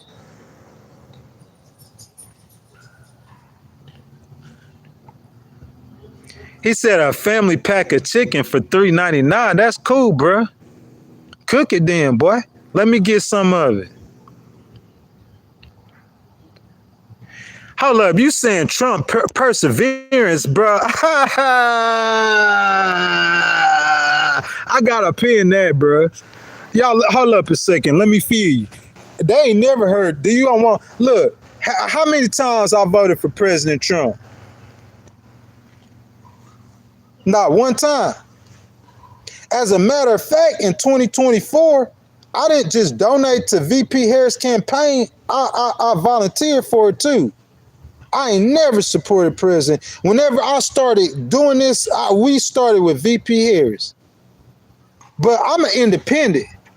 As a matter of fact, if you talk about like morally, I'm conservative. So if you look and say, I don't support President Trump, what? Or support President, nah, that ain't got nothing to do with supporting or not support. It got something to do with the truth. What you want me? I'm a Trump preservance or preservation. What? What? Preserving what? What you preserving? Listen, let me explain something to you. I'm just going for the truth, okay? You look, they be looking for stories, trying to get some kind of juicy gossip. Oh, President Trump in the Jeffrey Epstein files. Oh, really? He is. Oh, yeah, he in the Epstein files. What's in the Epstein files? So they want to see the Epstein files. What's in the Epstein's file? Oh, we seen some college age girl sitting on President Trump's lap with no shirt on. So I'm saying that's gonna pay your mortgage. That's gonna pay your mortgage. That's gonna get them little babies some college fund money. Seeing President Trump in the Epstein file. That's what it's gonna do, huh? Seeing him in the Epstein file is gonna make gas get cheaper. That's what it's gonna do. You see how that go? Because when them people you talking, you historians, yeah, you need to come talk to me. You reading too much history. This ain't history, this politics. When them people go to vote, they're not voting on no Jeffrey Epstein. I promise you, they want to hear the story. Everybody want to see the picture. But I'm saying, if you seen the picture, what's that gonna do? I'm saying it ain't like you saying that this is something with President Trump that y'all ain't already halfway think, right or wrong. So if you see some girl sitting on President Trump's lap, you gonna be surprised like he the Pope or he the deacon. It ain't gonna do nothing. It ain't gonna change nobody's mind because ain't nobody voted for him because of his morality. You ain't figured that out yet. You done tried that before. Before he got elected, they was stumping on him. Oh, he said he gonna grab a woman by the this. He said he gonna do this. Oh, blood coming out of her eyes and coming out of her, you know what? And all this stuff, and he still won. The only reason why he lost that second election was because of January the 6th. It wasn't because his moral or character. And then you come back this election, same thing, but they took a different spin. They didn't use the female spin. They used he a convict spin. But he still won. So I'm saying, why I'm going to talk about something that people obviously don't care about. That's you historians, because y'all used to reading a story. Politics ain't about no story, bruh. There ain't no story. This ain't history. This is the behavior of humans and groups as it relates to politics. That has nothing to do with history. Read a book on history. What I'm going to read about Genghis Khan? How Genghis Khan going to help me today? How reading about Genghis Khan going to help me pay any bills? You know what I'm saying? History is very important, but not a study like, nah. Not when it comes to we having a political discussion. The historian could go sit down. And we going to call the historian to ask him what happened with Clinton or what happened in Kennedy years. But I'm a paralegal. I don't need you, historian. I was trained to research. Before I went to USM and took political science, I was trained to research. So I'm going to research that myself if I think it's relevant or prevalent. And it's not relevant or prevalent. Just bottom line, Jeffrey Epstein. I'm trying to preserve President Trump's preserve. I don't understand what that means. I know I'm an American. I know that. I know I love America. I know that. And I know America's stock market is at record numbers. I know that. That's what I know. I know that. Listen, the people who follow the content, when he jumped out and put the tariff on the whole world, go to the legal word, just exit out, and then hit the videos tab and scroll up when it say President Trump put a tariff on the whole world and see what I see. See, when he went to bomb Iran, go back and look at my channel and see what I said. President Trump preservation. Go get us involved in the war in the Middle East and see how much President Trump preservation. Let the stock market fall through the floor and see how much President Trump preservation. You can't hate on the man because the man doing a good job. I don't care if you don't like him. I told you how to run against him. Affordability. That's simple. It ain't got nothing to do with no preservation. So I got you. He ain't say nothing about President Joe Biden preservation, did he? When I started this stream and told you that President Biden had the lowest unemployment rate in U.S. history, you didn't say I was trying to preserve President Biden. That's how it is. Like y'all got that blood and crip mentality. You know, we're going to put a line in the middle of the sand, and all the Democrats on this side and all the Republicans on this side. And you know, I don't like her. You sound like a 2-year-old child. My mind don't go stoop down, and that's stupidity. You on the same team. Here go the Detroit Lions. And the offense is the Republicans and the defense is the Democrats, and y'all out there fighting like y'all ain't got to play the Saints next week. That don't make no sense to me. I don't get down like I'm over there in the coach. I'm with the coach. I ain't got time for that nonsense stuff. To me, that's like little kids. You know, like you a parent and you got the Republicans and the Democrats always beefing. President Trump too. President Obama too. That to me, that's childishness. I don't get into none of that. I'm going to look at them numbers. I'm a legal person. You understand that? It's just like I'm preparing that document. I could pull up a lawsuit right now that I'm finna file in a little bit. It's like I'm preparing that document and I'm talking to the court and the judge. He don't care nothing about how you feel. He don't care nothing about what you think. That's why they be losing to me. That's why they say I'm a Freemason, because I beat them every time. Because people in their feelings and their thoughts, I felt. It ain't about that judge. He want to know what that law say. That's it. That judge want to know what that law say. You got to match the facts of what happened to what the law say, and it's got to match up for you to get your check. So when I'm suing this business, I'm saying it might take me a year to get this check. And it's not no guarantee I'm going to get it. And I got to work. I got to hustle. I got to stomp them to get it. So I never go into court playing. But y'all Republicans and Democrats, that's what y'all do. Y'all play. You want to say to man, listen, I told you this before. I'm looking, they looking at their 401ks. I'm looking at my 401k. And I watched when he first came in, it hit the floor. Everybody going crazy. And then now, the last month, every month, it's inching higher and higher. And now my 401k higher than it's ever been before. And you're a regular person. And you cut on TV and you see a pundit and saying that the economy bad. That's disingenuous. I can't say that. That's not trying to preserve President Trump. That's just speaking facts. Like I said, if you know the right approach, you too busy trying to study history. That's why you lost the last election, because you studying history. This ain't about no history. This politics, idiot. So while you sitting there, like you got the right approach. In Iowa, a red state, a safe red district, and where President Trump won by 11 points, a Democrat last week won by 10. That's a 21-point swing. She wasn't talking about the economy being bad. She wasn't talking about none of that. You know what she was talking about? I'm telling you what she said. It's the same thing Mandami did. It's the same campaign I run for any Democrat across the board. It's guaranteed to win. 10,000% to win. Guaranteed. 10,000, any Democrat across the board. Have you fixed what you said you was going to fix? Yes or no? Has what y'all said was going to get fixed, has it been fixed? Yes or no? It couldn't get fixed. That's just inflation. Things just got higher, and they're not going to get cheaper.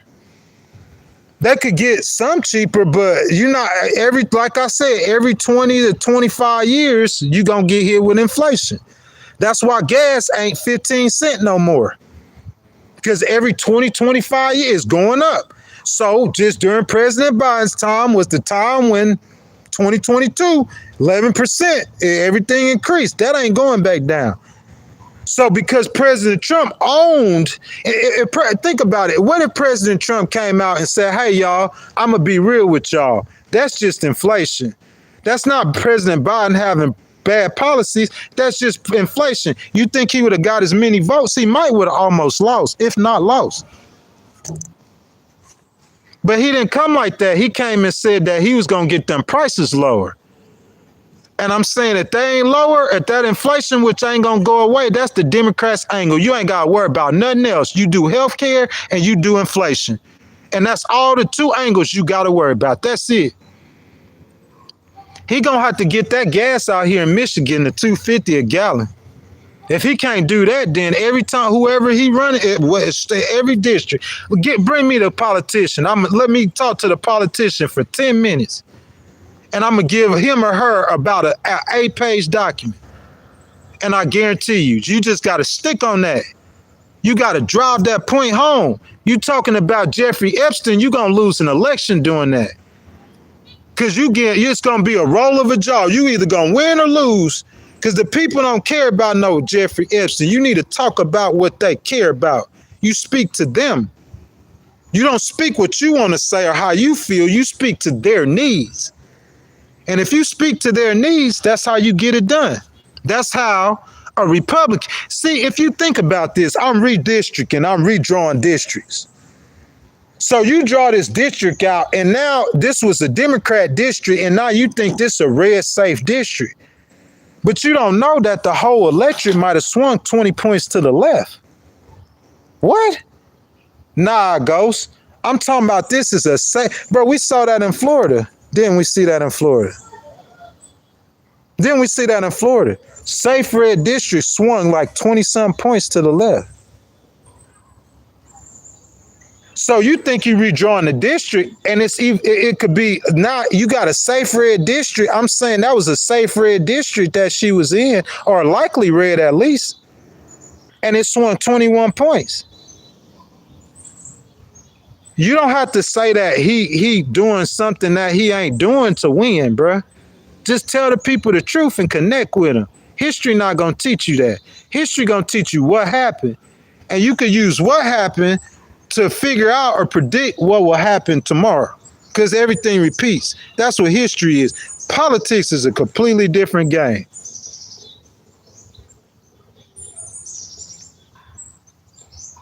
You know what I'm saying?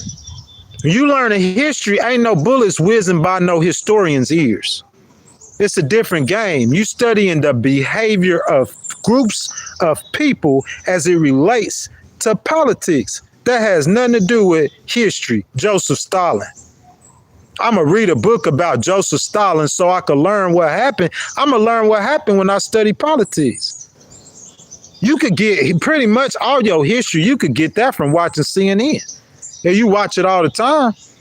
Because they're going to talk about stuff that happened in the past. If you got a good memory like me, I remember almost everything I hear. I got to read no book. If I want to know what date the Civil War happened on, I'm going to look it up. 1780 something? I forgot now. I'll just look up the number. I ain't looked at the number since elementary school or junior high. I know something, what was it, 1700, wasn't it? I don't know what, but like something. I don't think that really matters. What year the Civil War happened? How that matters? What's the year it happened in? That's what I'm saying. I heard Governor Newsom say that about facts. Governor, the facts do matter. But I'm just saying, like, I'm a legal I know irrelevant information. Like, if I read an order that wrote by a judge, I did this with a client before. And the client then got I'm a paralegal, so the document ain't coming to me. The client just got the document and she reading. And I know this is a 5-page document. You know what I told her? I said, skip down to where it say conclusion. Because in conclusion, he going to tell me everything I need to know in 4 lines. So he done wrote 7-page order, and I'm telling her that basically, yeah, you need to go back and skim through that because he going to say some stuff in there, especially if you need to respond to that order. But what I'm saying is the majority of what he's saying is in that conclude. That's the whole order. I know how to skip to the relevant information. I'm not going to be, my brain too big and I know too much stuff and remember too much data to try to remember every piece of irrelevant information. That's why a lot of y'all probably don't remember a lot of stuff. You remembering the wrong stuff. I don't care nothing about no year the Civil War happened. If I need to know, I'm going to go look at it. I'm going to remember it for about a week or two. And then I'm not trying to retain that. But knowing that Bill Clinton was the last U.S. president to balance the budget, I think that's important. If you're talking about politics and President Trump's done to do it, because how you going to know if you don't know? That's different. That's a different kind of history, but its history is related to politics. Y'all, 2 hours and 11 minutes. Make sure y'all double tap the screen, like the video, subscribe to the channel, hit the notification bell, bro. We got one super chat. One super chat all day. We ain't got no channel memberships, bro. I seen 200 people in this stream. We need that support, man. Real talk. For that content, I need that support. I start going live 30 minutes a week, talking about something that ain't got nothing to do with politics. Real talk. Start taxing for that info. Better get for real. I don't know duty to nobody. You ain't give me no check. Yeah, you see them like, yeah, I don't owe them nothing. But they taking all that information for free, and I don't owe that to you. But I'll do it for you, bro, but you going to have to come with some bread. Real talk. You know who I'm talking to, boy. They might not know. They might not know who the dude is in this car. They don't know. They don't know. They really don't. They have no clue, but he know who I'm talking to. Cause I'm saying, you go back to Legal Wars Live and you listen to it and you watch what happened and just watch it and listen and watch it. Cause I'm gonna say it before it happened. Yeah, so you know what time it is, bro. So I'm just saying, like, that's what that is. Cause if not, in 2028, when it come down, and you gonna have 17 candidates up there. You got Governor Shapiro, not really Andy Beshear that much, but Kamala, though. Where Kamala at? Come on, baby, let's do this. I promise you. And y'all, a lot of y'all gonna get stumped on. You going against this, you gonna get stumped on. I promise you, a lot of y'all gonna get stumped on. That candidate that I rock with, the rest of y'all gonna get toasted. I promise you. I promise you. You just plug into the power. They can't plug in no power like that. You can't plug in no power like that. And the people who know who, they know. I could plug into the power cord anytime I want to. Yeah, anytime I want to. All I got to do is get real loud. And certain people, they're going to hear what I say. And they're going, whatever going on, it's going to be applied. So I'm saying, y'all show y'all boy Big Ghost some love, man, right? Come on now. Mr. and Mrs. West Coast Stacker. Who is Mr. and Mrs.? Hey, who Mr. and Mrs.? Good morning, good morning. Look, I'm going to make you a moderator. I seen you in here yesterday. I need to add so many more moderators, man. I used to have a lot of them, though. We had a lot of channel members, man. George Floyd is celebrating 5 years of sobriety, boy. That's wrong with America, man. Y'all so disrespectful. What's wrong with being disrespectful, man? Boy, disrespectful. We need to put you in the military. Let's teach you some respect. I want you to go to your NCO and say what you just said and see what's going to happen to you. I promise you, you're going to come out, you're going to come home a different man. You need to learn some respect. He said, Kamala again, if she run, Ghost got the moves, baby. It could be Governor Shapiro. It don't matter which one it is. Ghost got the moves. Yeah, and I'm a straight independent. Yep. Straight independent. And that's what time it is. But you know what I'm saying? We could audition till after the midterms. Come after the midterms, though, we're going to have to start getting with it. Real talk. Real talk, because I promise you, one of them candidates is mine. Where my girl Jasmine Crockett at, baby? Let's get this. One of them candidates is mine. I could promise you. If I had to pick, I could pick one. The one I pick. I like JD too. Real talk. So it don't matter. I'm an independent. One of them mine, though. I promise you. I could guarantee you. Like I told you with VP Harris this close, It's just how far up, bro. I'm not finna down there. But yeah, one of them mine. I promise you that. 1,000%. One of them mine. 10,000. Bro, this man talking about black Africans. And you gonna ask if somebody racist, you talking about black Africans. Where a black African at? I ain't trying to read it because I know being goofy, bro. I ain't got time for that nonsense, bro. Black Africans. Like this Zimbabwe or Rwanda. There we go. Lou Ann Franklin. She said, speak truth to power, truth to power. Baby, thank you so much for that $9 super chat, sweetheart. I hadn't seen you in here so long. I miss you, girl. How you been, girl? I be trying to, though. I be trying to. Everybody right now, y'all go like that that $10 super chat. I appreciate it, baby. Thank you, thank you, thank you, thank you. You know what I'm saying? She heard what I said, bro. You got to. We gonna have to, bro. Real talk. I love my country, bro. I love my country to death. I want to see all win. I don't care nothing about that.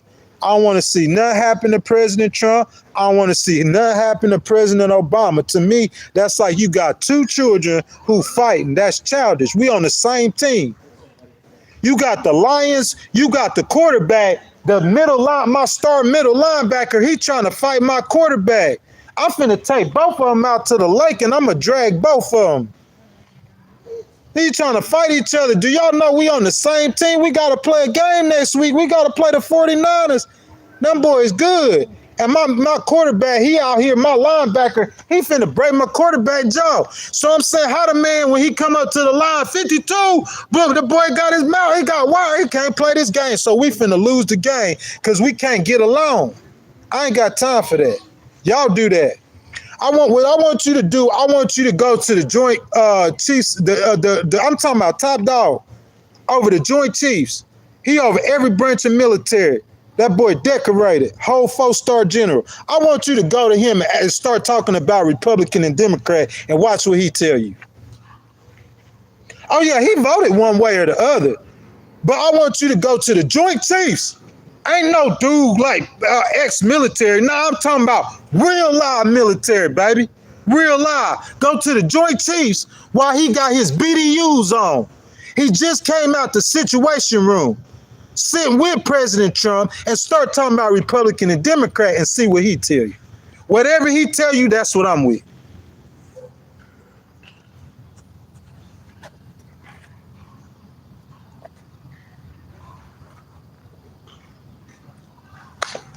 Whatever he tell you, that's what I'm with. Because I ain't got time for that. Real talk, I really don't. I really don't. When we do it, bro, you can, if you a Democrat, you can hear what he's saying over here. That's gonna help you over here. And if you're a Republican, you can say, okay, well, that's what not to do. It don't matter what party you in. Democrats and Republicans, it's the same thing. The same bird, two different wings, and you fighting. Not me, bro. I ain't got time for that. Luann, thank you, baby.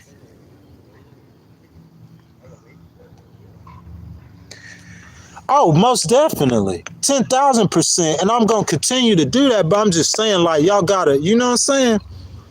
Just what it is, though. But 10,000%, bro. Like, continue to. You know what I'm saying? They say I'm a Trump protectionist or whatever they say. I don't care what you say. He the president of these United States, whether you like him or not. He's still the president. You don't believe me? Who you think the federal government side gonna take, his or yours? Them Democrats, them police Democrats and FBI and all. When the shoe came, whose side they gonna be on? He's still the president. His name's he's still signing their checks. I'm saying, like, if you don't like Republic, like, that's your thing. That ain't my thing. I mean, I'm not no Republican and I'm not no Democrat. I'm not MAGA. I'm an independent.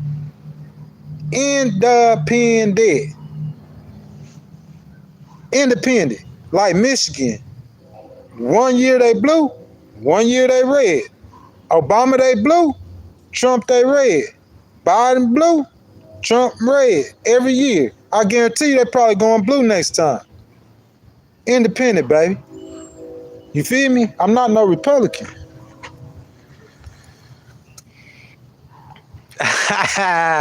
You see a lot of them in here like that, man.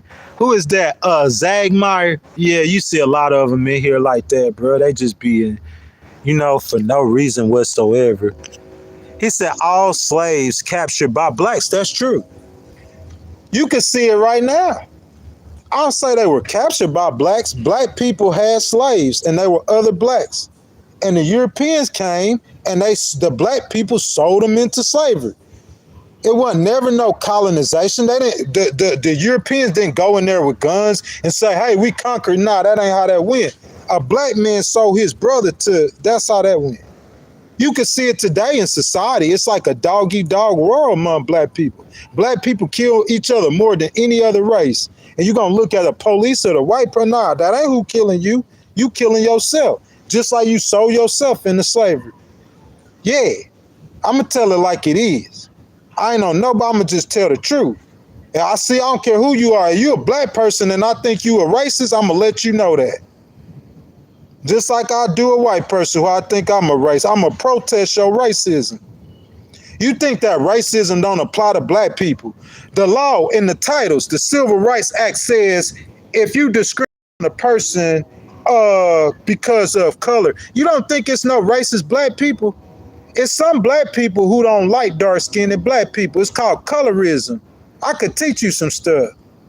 Hatred don't care about no color. Hatred don't care about your sex. Hatred don't care about your age. Hatred, period.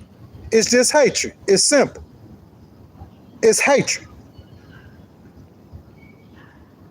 When I see it, I'm going to call you out. I don't care where we at. I don't care who we in front of. I don't care. I'm going to call you out. That action to me is a little racist, so I'm going to say something to you to let you know how I just felt. You see how I just felt? So I'm going to say these words to you, because when I say these words, I got your undivided attention. You mad? Nah. Yeah, that's how I feel, boy. Yeah, that's how I would have been. You know what I'm saying? Back in them days. I mean, I wouldn't like, this mouthpiece, I'm something else with this mouthpiece now. I'm telling you, if you ever have to, your life depend on beat me in a word battle, you dead. You might as well go and pay your bills. You're not going to beat me in no words, word to word. It's not going to happen. I'm telling you, I know plenty of attorneys who are more skilled. They get paid millions to do this, and they ain't beat me in no word games. You're not going to beat me in no word game. I can promise you. I'll call the attorney's name right now. Because if I call his name, the people on here who's somebody, they going to know his name and they going to know who he worked for. Well, as soon as I say his first name, I start calling lawyers on here, bro, like famous lawyers. They know, you know what I'm saying? Yeah. You ain't going to beat me in no argument now. Hey, man, look, I like JD. What's wrong with JD? I like JD. I like Pete Hegseth. I've been like Marco Rubio for a long time. When he first ran against President Trump back in the RIP, I would have supported Marco before President Trump. You know what I'm saying? I mean, I like Republicans. I'm from Mississippi. Mississippi got 2 senators that have done stuff for me. Thad Cochran and Miss Hyde-Smith. Cindy Hyde-Smith, both of them. 2 of them, and they both Republicans. When I called their office, they didn't say, hey, did you vote for me? Are you Republican or Democrat? She didn't say that. That woman rolled up her sleeves and she went to work, and she made a phone call that got me about 10 racks in about 15 seconds. I had been trying to do what she did and couldn't do it. And that senator, in 10 seconds, they call, okay. Yeah, and she a Republican. And Thad Cochran, it's the same thing with him. I was trying to track down a government agency and trying to get them to do the right thing. They wouldn't listen to me for nothing. So I picked up the phone and I called the senator. He said, hey, Mr. Dixon. He said, we're going to call you back in about 15 minutes. So when he called me back in 15 minutes, you know what he said? He said, did that government agency call you? I said, yes, sir. He said, what he said? I say, he said the right thing. He said, thank you, Mr. Dixon. Is there anything else we could do for you? I said, no, sir. He said, have a good day. That's 2 times. They 2 Republican senators. And they helped me. You see where I'm at? I don't care where you from. I don't care what you are. I don't care what color you are. I don't care about none of that. You gonna make me care about your color by your actions.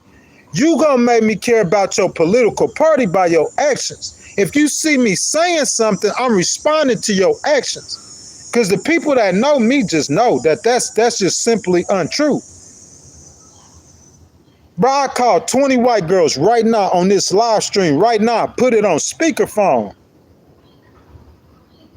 20 of them. You better ask about me. I said white girls, 20 of them. God, I am not racist at all. I'm talking about ones that knew me like in high school years. Not just some that I met 3 years ago trying to put on an image because I'm talking about go back to the high school years. You go back to the high school years, you're going to see 1 black dude standing and 10 white people. So when I'm out here with these white people, I know how you're supposed to be acting because I grew up with them in their houses. And they just as rich as you, if not richer. I grew up with their children and on their jet boats. One of them from Indiana, Matt Levine. I ain't trying to be calling people names, but I grew up with them. So I know how they treated me. And if you acting something that ain't like that, I know something wrong. What else could it be if you don't know me? That's the only thing I could think it'd be. That's all that is, man. It ain't no hatred. I ain't got hatred in my heart. I fight hatred. That's why I'm in Michigan right now. Because I stood 10 toes and I fought hatred, and I'm going to do it till they put me in the ground. At all costs. 10 toes. Yeah, boy. In the end, you getting popped in the mouth. In the end, you getting popped in the mouth, boy. In the end, them people going to come knocking on your door in the end. That's what's going to happen. In the end. That's how it worked for me in the end. I might not see nothing till about a year after I put them documents in, but I know how it's going to end.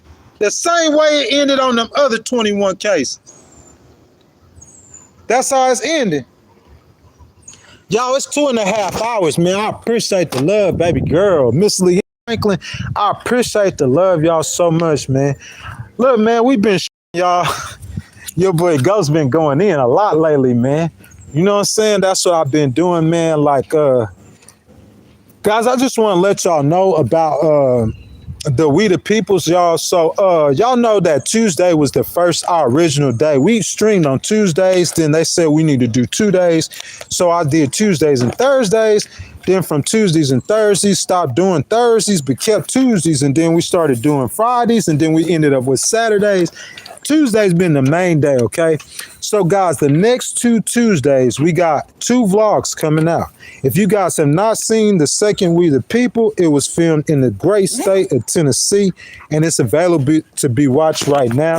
On the We the People series, you know what I'm saying? I give you guys scenery just like that. You know what I'm saying? You got the entire series all over America, okay? Y'all getting scenery like that, and I'm doing interviews, boots on the ground, talking to the people now. I started in Texas. You know what I'm saying? We went across Mississippi, went up to Tennessee, went over to Illinois, over here in Michigan, and we ain't even finished yet. You know what I'm saying? So on Tuesday at 8 a.m. Eastern Time, it's the premiere of We the People #3. It was filmed in the state of Indiana and the state of Illinois. You know what I'm saying? And I did, of course, conducted the interviews. I think it's a really good vlog. You know what I'm saying? I dedicated to one of my homegirls, Lil Z, Zara Jan, man. That's my little homegirl, one of my big, man. You know what I'm saying? And then next Tuesday, that's the 9th. So on the 2nd, that's We the People 3. But on the 9th, we have We the People 4. And that vlog was filmed primarily just here in Michigan.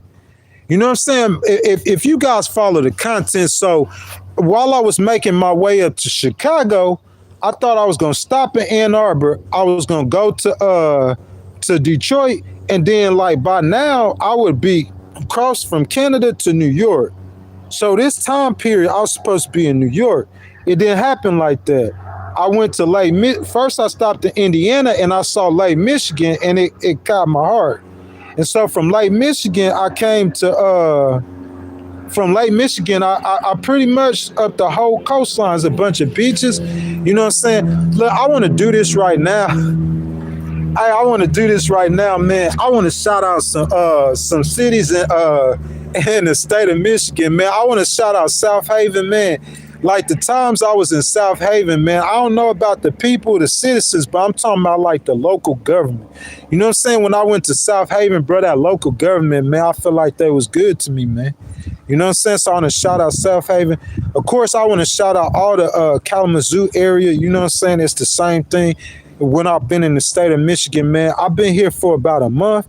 You know what I'm saying? That cold weather coming, and next week, man, we might be moving on. I'm not sure yet, but I think we probably are. You know what I'm saying? Got them 2 vlogs done. You know what I'm saying? Pretty much everything I want done here. You know what I'm saying? Them lawsuits working. I could do them lawsuits in any state in America. So, man, we might be moving on after that. You know what I'm saying? That being said, man, We the People 4, it's called Lawsuits and Lifestyles, man, in the state of Michigan. It's September the 9th at 8 a.m. Eastern time. All these premieres on YouTube, man. You know what I'm saying? So when you guys, hey, hold up, Andrew. Don't do that, man. Andrew, look, this is what I'm saying. So you want to do this, Andrew. I'm saying, where your donation at, though? Andrew, you going to support the channel, Andrew? Or you just want to, you know what I'm saying? So that's cool, though, Andrew. Let me go ahead, though. He says, what about actions, though? The fact that you support Kamala Rowe, her actions are not good. What are you talking about? Let me explain something to you. Bruh, in March, I got about $18,000 from the U.S. Treasury. You feel that? Well, no, in May, excuse me. I got about 18 racks in May. You feel that? If VP Harris would have won that election, I wouldn't have just got that 18 racks. That 70-some thousand her and Joe Biden wiped off my credit. 70,000. Yeah, you talking about me supporting VP Harris, they wiped 70,000 off my credit. 70 racks. And the 18 racks that I got from the U.S. Treasury, it was approved when she was in the White House.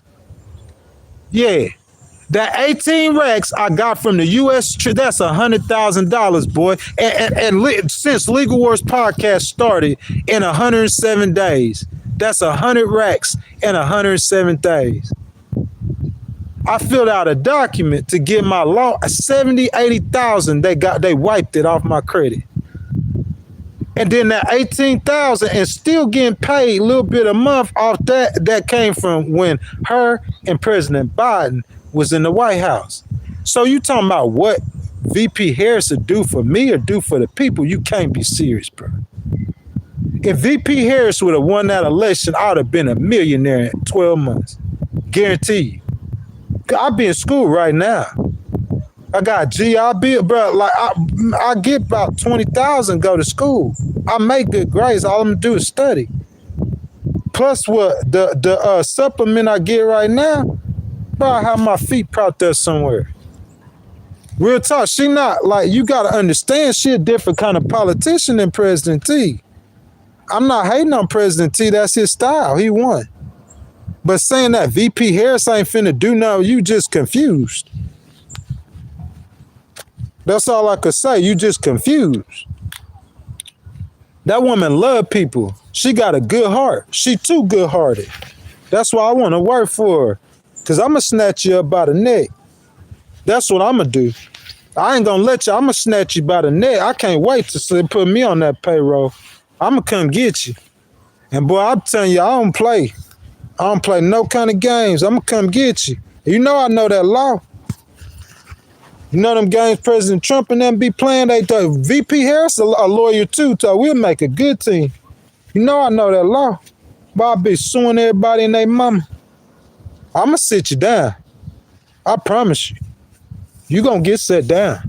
I don't care how strong or powerful you are. Somebody like that who got them kind of connections and that kind of money, boy, I make that woman, bro, I'm talking about her, be feared. Feared. I promise you, because I ain't scared of nothing or nobody.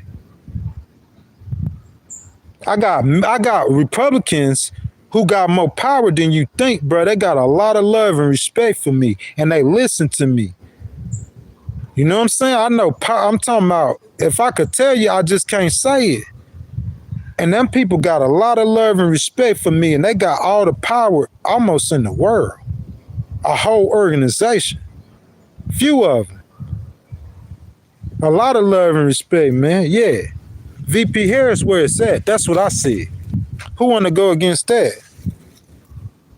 I'm saying, who want to go against that? That's what I said. I said VP Harris is where it's at, boy. That's 10 toes. Now, if you want to say y'all could go do whatever y'all want to do, that's on y'all. I'm telling you, you know what I'm saying? Not only her, man, like Jasmine, if AOC don't run, you know what I'm saying? That's the coalition. Like, whatever you talking about is what you talking about. We fighting for the people's rights. Whatever you talking about, what you talking about. But I'm saying I'm locked in with Kamala. You might have to find another one for me to see if I'm loyal to, not that one. She did too much. And I know that too. Too much. Not that one. But she not running against President Trump, is she? So President Trump ain't no op no more, right? And we right here, right now, right? So when VP Harris, we gonna talk about her book she got coming out in September. So we gonna try to make sure everybody go buy that book, okay? And then besides buying that book though, like, she ain't finna be running till 28 or whatever. So until 2028, we rocking with President T. You know what I'm saying? Like I said, I like a lot of politicians, but you need a check. VP Harris don't need no check like that. You know what I'm saying? My bill's gonna have to get paid, but yeah, I'm locked in. That's, bro, tight. Locked tight. You don't understand. You don't get what that is. This close. Just only 107 days. You can't do it with 107 days. There wasn't enough time. They didn't know her. You see what I'm saying? So you got to spend time introducing her. They already know President Trump. You behind the game. She came into the election. She was behind. She took what Joe Biden had and she pushed even and broke a little bit forward. So from that point, whoever running her campaign, you only got 107 days. They were trying to run her campaign like a traditional campaign. She didn't have that much time. That's what happened with her. It ain't going to happen again if she going to run for president. I promise you it won't happen again. What's up, Kenny? You know what I'm saying? What's happening? My bye. He said, because Chicago is ranked 94th. Yeah. You talking about per capita. You know what I'm saying? Chicago got 8 million people in it. That's what y'all got to think about. 8 million people. So if you got 8 million people and you got 600 murders in a year, and this city got 800 people, but they got 23 murders in a year. You see what I'm saying? It's the number of the people. The city with 800 people and 23 murders is 30 times more dangerous to Chicago, but they got 600 murders. But they got eight. It's per capita, man. It's per capita. Yeah, bro, I don't like that, man. Look, VP Harris ain't on no ticket right now, boy. But I could promise you, she get on that ticket, boy. Mr. Mike, you see how I'm rolling my sleeves up, boy? You feel me? VP Harris, she gonna have a different kind of fighter on her side. Boy, I've been in choke slaying somebody. Hey, they gonna have to give me cause I've been, man, what you say? Boy, what? Grab that boy by his neck. Throw you into Lake Michigan, boy. I don't play no game like that. I let people do all that talking they want to do. That talking ain't nothing. Everyone that come run up, you gonna see what that is. Cause I'm saying I ain't going nowhere. I'm gonna follow you to wherever you gotta go. If you try to get away, you gonna have to stand here and do it. You gonna have to stand here and do it. I'll leave after we do what we gonna do, but we gonna have to do it. Cause next time though, you know what I'm saying, that knife, that bigger boy, I'ma get that boy throat. And then I'ma leave. You gonna want me to come back though when I leave. I promise you, every state, listen to me. The last state I left, they on the phone saying come back. Are they not? And then I want you gonna want me to come back because I'm telling you, I'ma pop you, I'ma try to knock your teeth out on the way out the door. Real talk. I'ma try to doo-doo on your whole everything. Oh, come on back to the state, boy. Watch, we got something for you. You know what I'm saying? You gonna feel like you lost. I promise you, that's how you gonna feel. Because that lawsuit gonna take 2-3 years to finish. I'm saying 2-3 years later, you still fighting a lawsuit. I'm not even thinking about you until I open up the computer. I'm saying I've been in California for 3 years. And your dumb self still over here fighting a lawsuit. I'm not even thinking about you. Everybody else then forgot about me, but that stupid person I'm finna take 20,000 from. And this state number 13, this state number 14, oh, this person's stupid right here. We finna ping him too. This state number 15, I don't care, bro. I'ma just go by and I'ma pick up a check. Every stupid person I see, I'ma just pick up a check from. Oh, there go a dummy right there. Thank you. Oh, it feel like my heart messed up right now, y'all. I'm gonna need an ambulance. Who paying for that bill? Cause somebody gonna pay for it. I got all the documents. I'm gonna say it right here on national TV. If you can't obey the law, the police gonna do that to you too. If the police know you keep on speeding down us, they'll set a trap for you, boy, to get you. They'll lie to you and everything to lock you up. I'm gonna do the same thing to you. If I know you can't follow the rules, that's cool. I'll get on down. But before I get down, where your district court at? You got circuit court, you got district court, you got a chancery court, you got it in federal, you got it in state. Let me go ahead and drop this paperwork off, and then, bro, I'll be in Missouri about 5 p.m. Just let me get this paperwork in here, and then you can have it. I'm gone. I do this all over the country. I never come out, care less. You know what I'm saying? Because whoever I'm sending, that bank account, Bank of America, you could put money in Bank of America in Tokyo.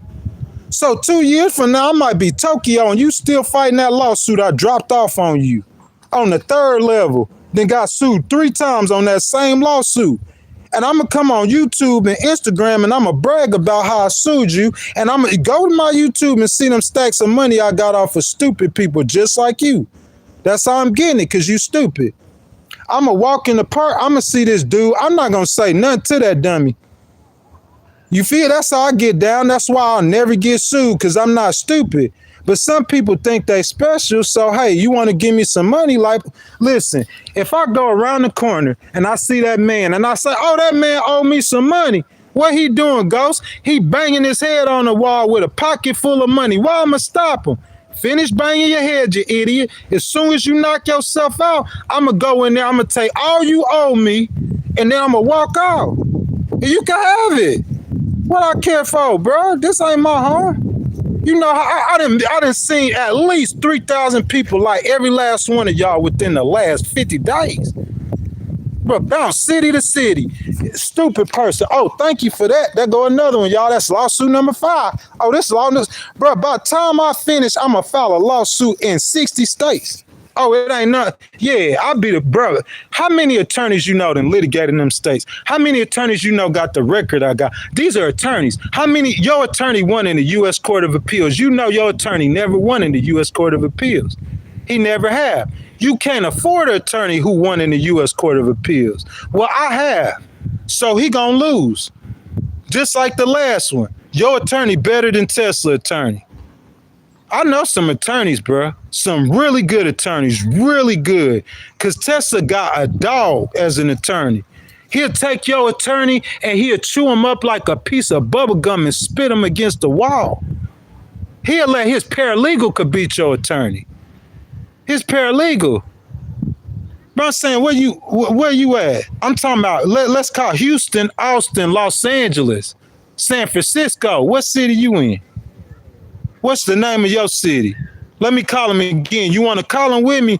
Houston, Austin, Los Angeles, San Francisco. What's the name of your city? You can't beat that, boy. You just gonna donate to the needy. You feel me? And that's what I do. I'm gonna go around. I ain't looking. I'm minding my business. But you won't be stupid. You got to give stupid people airtime too. They just want some attention. You know what I'm saying? TH, if you say that, I'm glad. But you on my live stream though. I'm talking about you on the live stream at 2 minutes and 2 hours and 45 seconds when it's only 30 people in here. I didn't see you when there was 200 people on here, but you still here right now. Whatever you saying, cause whatever you saying about me, you'll never see me on your live stream ever. But you on mine. You'll never see me go to a park to meet you somewhere, but you gonna come meet me. You don't get the hierarchy. You see what I'm saying? Like ain't nobody, any famous person, or they're not gonna come look you nowhere, but you gonna look for them. That's what I'm saying. Somebody gonna call you and tell you to come see where I'm at. Ain't nobody ever gonna call me and say nothing about you. You don't understand what it is. You just look at it like this because it looked like this picture, but you don't know the whole story. If you had a brain, you would be like, golly, all these people, what they so worried about him for? How many people worried about you? How many times you see me out here trying to listen to anything you say? If you knew how, if I call some of the names of the people in this stream right now, you wouldn't even believe it, boy. It'll shock your mind out. The power of some of them people that be in this. But I could tell you something right now. Streaming on a round table of power, bro, and they sitting there listening to ghosts. You think it's a game. You just don't know what it is. But you will in about 2 years, though. If that long. You gonna see what it is soon. This man said he'll shock my mind. I'm saying you a fan. You on my live stream, bro, on a vertical live feed. It ain't even no live stream like Seth Rogen or something like that, bro. You know what I'm saying? Like Drink Champs, like the homie Drink Champs. It ain't even no live stream. They were like, Ghost, you gonna do it. When I was in Austin, they all in Austin. You know what I'm saying? Ghost on a vertical live feed, boy. But you know you won't hear though, because you know this where it's at. Man, you know, these people really, they love me, man. They fans. I promise you they are. That's what he is. What else you could call it? Well, I'm saying, what else you could call it? You know what I'm saying? People who are more important than you call you and tell you to come see me. They more important than you. And they call you, tell you to come down here. They don't even know why they called you to tell you. Don't get it. The people who told you to come down here, they don't even know why they doing that. Because they were getting puppet keyed at 30, they put this puppet key to 30 states away. They think somebody else told them that. You have no clue of what's you. People, it's not what it looked like on the outside, boy. You feel me? That boy, you might see that boy over there. You don't know who that boy is. He could be some intelligence or something. You don't know what that is, boy. But hey, you want to play with it. So play with it. Let's see what happened to you. If I really got mad, though, he said 60 states. It was 1,000 states. Boy, it's big ghost writer. Hey, lit. Who that is? Wow, that's lit, fam. I already know you somebody that I know that I'm close to. You better go ahead and put a super chat in the stream. Come grab you by the back of your neck. Yeah. I'm just playing, man. You got all them laugh. Nah, bro, I'm saying, but y'all in here clowning, though, but ain't none of y'all donating, though, bro. You sorry. Yeah, I'm going to talk about you. I don't care. Look, it's 36 of them. Y'all having so much fun, bro. It's been 3 hours. Y'all camping the whole 3. But let me see who else donate. He said 1,000 states, 2,000. Look, what's that boy name that did that interview with Rick Ross, man? He's so famous, bro. He like a streamer, but he had like 43 million. Look, dude, like he said, they start all doing tours, bro. He said he doing 35. He in Florida right now. So this number 13, I just stayed here too long. But this week, bro, I probably blazed to like to New York State. I probably stay on the lakes. You know what I'm saying? But I probably blaze to New York State. If I don't blaze to New York, I'm going to go to Cali. Already. You feel what I'm saying? Governor Newsom and them know what time it is. Where Big Kamala at? Where my baby at? You feel me? Where my baby at, bro? Y'all hate on Kamala, bro. I'ma come find you, bro. I'ma grab you by the throat, bro, and throw you. Nah, let me stop. She ain't gonna let me work on that campaign if I do that to you. But boy, I'm telling you. Hey, look, this close. You give up more than 107 days, bro. This close. Would have won. I promise you. Puppet keyed it, if that's what you say. Everybody puppet keyed it in a way. Everybody is. Who isn't puppet keyed it in a way? Everybody is. Yeah, I have been puppet keyed it. Yeah, I have. I ain't gonna lie. It's what I do. It's some situations, if they want you to get messed around, they gonna send somebody at me like you. Yeah, because they know I'm a sue. I done seen it happen before. They know I'm gonna line you up, and I ain't gonna let you go. Just say I can't get the job done. Why? But look at her. Look how many cases I won. So yeah, you can say puppet it all you want to. I enforce U.S. law. That's what I do. I write lawsuits, federal lawsuits. So wherever they say, yeah, I'll do that. I need to go back to Texas, man. So, yeah, whistleblower will sue you to death. I sue the snot out your business. You disobeying the law. Bro, you hating on Gavin Newsom if you want to, but I bet you Gavin on that ticket. You're going to have two California politicians. You're going to have VP Harris and Governor Newsom on the ticket. Watch what I tell you.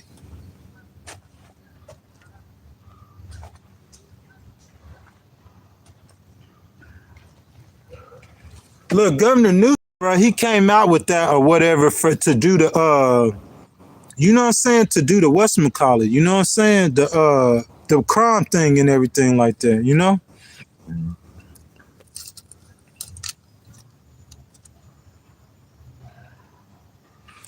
All right, y'all, that's my time, man. You know what I'm saying? I want to say, Luann Franklin, baby, I appreciate you. I'm glad you was here, baby. Saying donating to the channel and everything like that.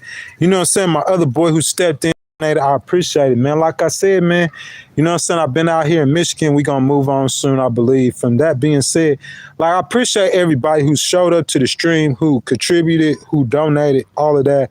You know what I'm saying, guys? I'm a Christian. Whenever I get in situations where things are bigger than me, I always put that situation at the feet of God. Every single time. I wake up every day. Listen, bro, I got like some money, bro, in November. Go on, I got more money in May. If you go back and check out the content, I said that I'm going to praise God.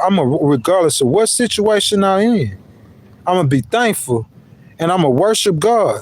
And I've done that this time, ritually.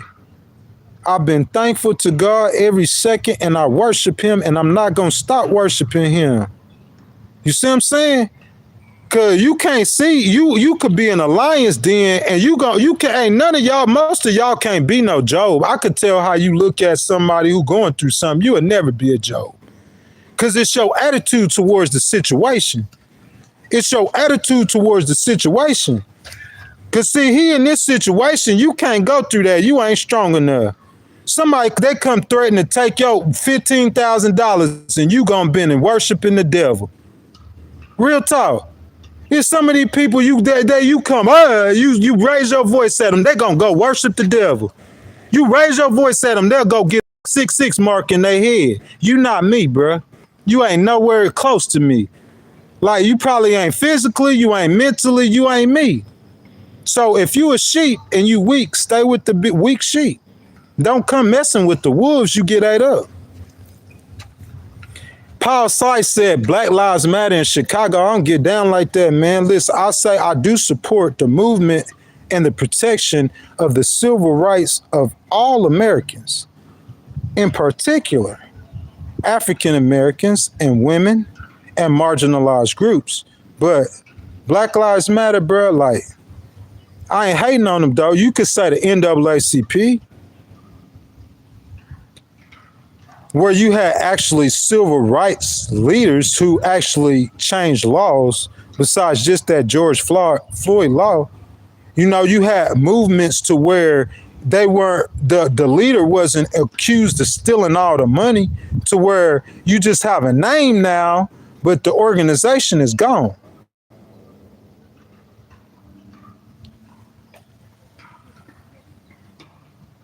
He said making blue city safe again. That ain't nothing wrong with that. Making red state safe again. It ain't nothing wrong with that, man. You know what I'm saying? Do what you do. Real talk. I think the people, the citizens of that community, they're gonna be very happy that you decided to do whatever to make it safe. They don't care about blue or red. They just want to go home safe from work every day. That's what I'm saying. Y'all playing the politics. The people don't care about the political games y'all playing. Blue city, red city, green city, orange city. President Trump, do your thing, baby. Gavin Newsom said he gonna step in and help them. It look like they working together to me. It might not be the orthodox way of doing it. Yeah, it's laughing. President Trump showed leadership and said, I'm tired of California being like that. And they back and forth bickering and fighting. And while they back and forth bickering and fighting, Gavin Newsom came out yesterday. He got a new crime bill for California. It worked. It don't matter how it looked. It worked. President Trump stepped out there with that leadership. Gavin Newsom wanted him out of state, so he went and did something about it. He wrote a crime bill. That's all President Trump was really asking him to do from the first place. It worked. You know what I'm saying? He said, MAGA back in business. That's what's happening then. Mike, but it's the truth. They don't even see it. They probably would have never seen it until I just said that. They pretty much working together. And it worked out. President Trump took the leadership and said, hey, I want to change A, B, and C. Gavin Newsom just on his stuff. He just on top of it. That's why I'm saying I'm pretty sure he going to be on the ticket. He fierce. And he did a press conference yesterday and said, hey, we got a crime bill for California. We're going to shut the crime down. And he was showing stats how they brought the numbers down outside of where President Trump and them at in L.A. So it worked. That's all President Trump was trying to do. He move on now. President Trump, y'all leave Los Angeles. Now you need to get the D.C. mayor to put some stuff on paper. And then you can move on then. You know what I'm saying? And then you go to Chicago, you know he ain't going to want you in the city. So whatever you go there to and tell them to do, they're going to do it quickly to get y'all up out there. They don't want y'all there. You know what I'm saying? But that's cool, though, because the streets are being safer. Who cares how we get there? As long as the street's safe. Bottom line. That's because you a semi-racist, though. To say some stuff like that, to feel like that, you got to be semi-racist, at least semi, if not full-fledged racist. You got to be at least semi. Bro, Ozzy, are you living in California? Ozzy, do you live in California? Because what you saying about Governor Newsom, I don't know that. Nothing you saying about him, I don't know that. Listen, I talked to a Republican young man on that Drinking Champs podcast. He was going to Drinking Champs in Austin. I was in the hotel. He came down the stairs, and he from California. And I'm not going to tell you everything he said because I don't know the story. But from California, he said that the Newsom name and that the Pelosi name is real known in California. But all that stuff he was saying, I wasn't really concerned with it because I'm saying I don't know that.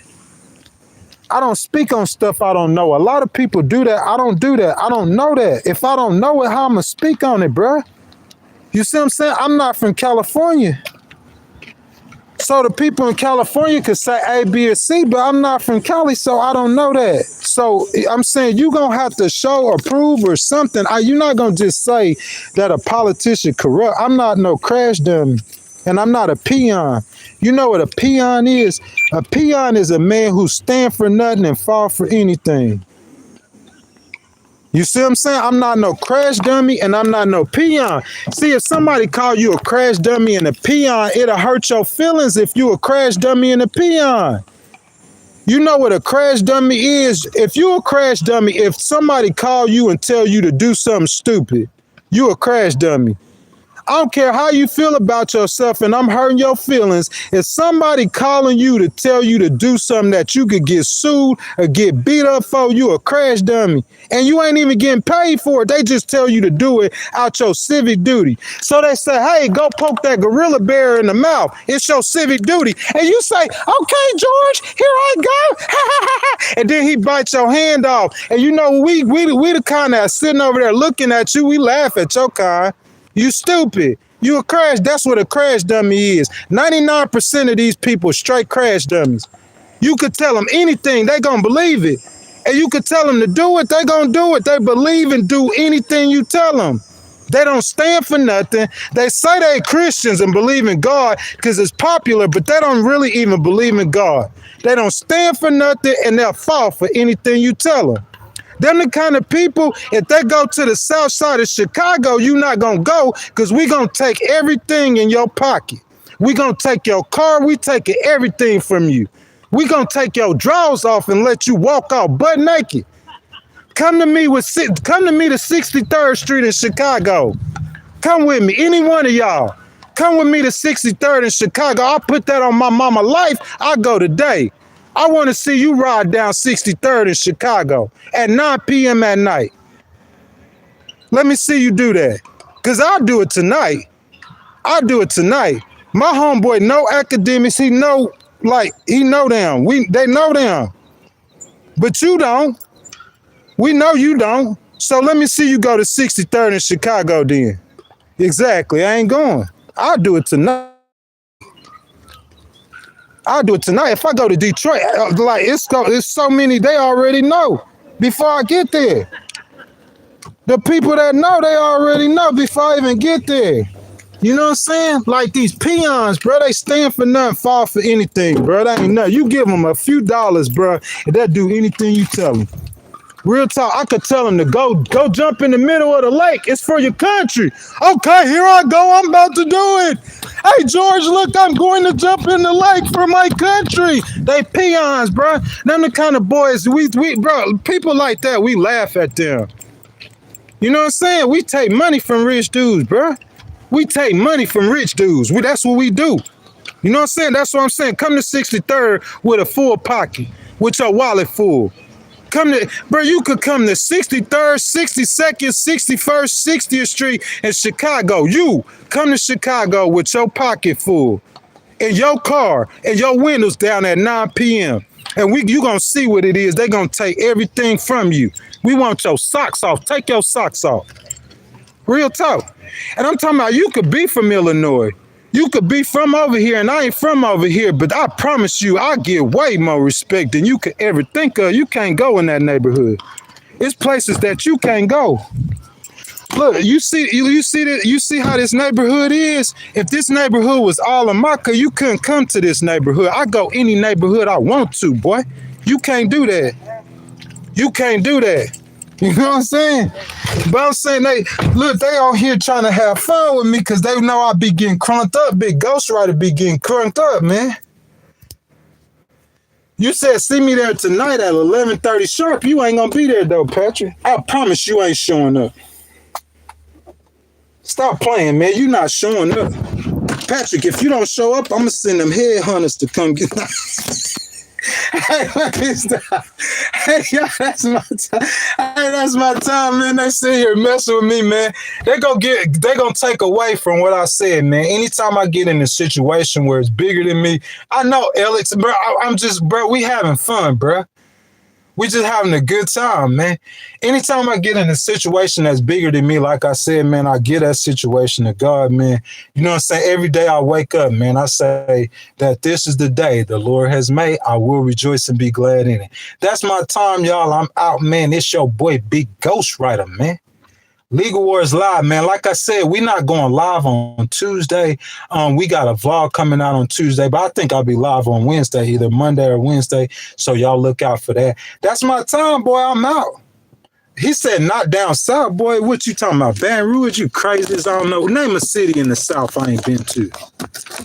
Boy, I've been to St. Louis. That's why I'm from the south. I've been to St. Louis, boy. I spun blocks in Memphis, boy. What city you talking about? New Orleans? That's like my second home. When we drive down to New Orleans, we see yellow tape, bro. Before we get to the city, bodies all littered through the city. I'm from the South.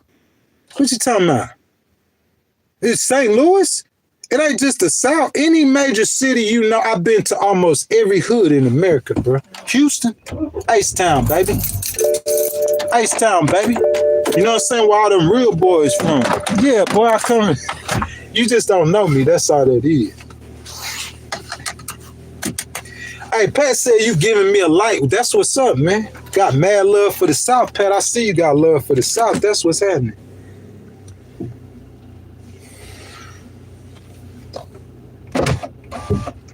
What Ellis say? Oh, he said somebody spreading hate, man. Yeah, they all spread hate, man. We don't worry about the hate spreaders, though. You know what I'm saying? We let them spread hate, bro, and we spread love. You know what I'm saying?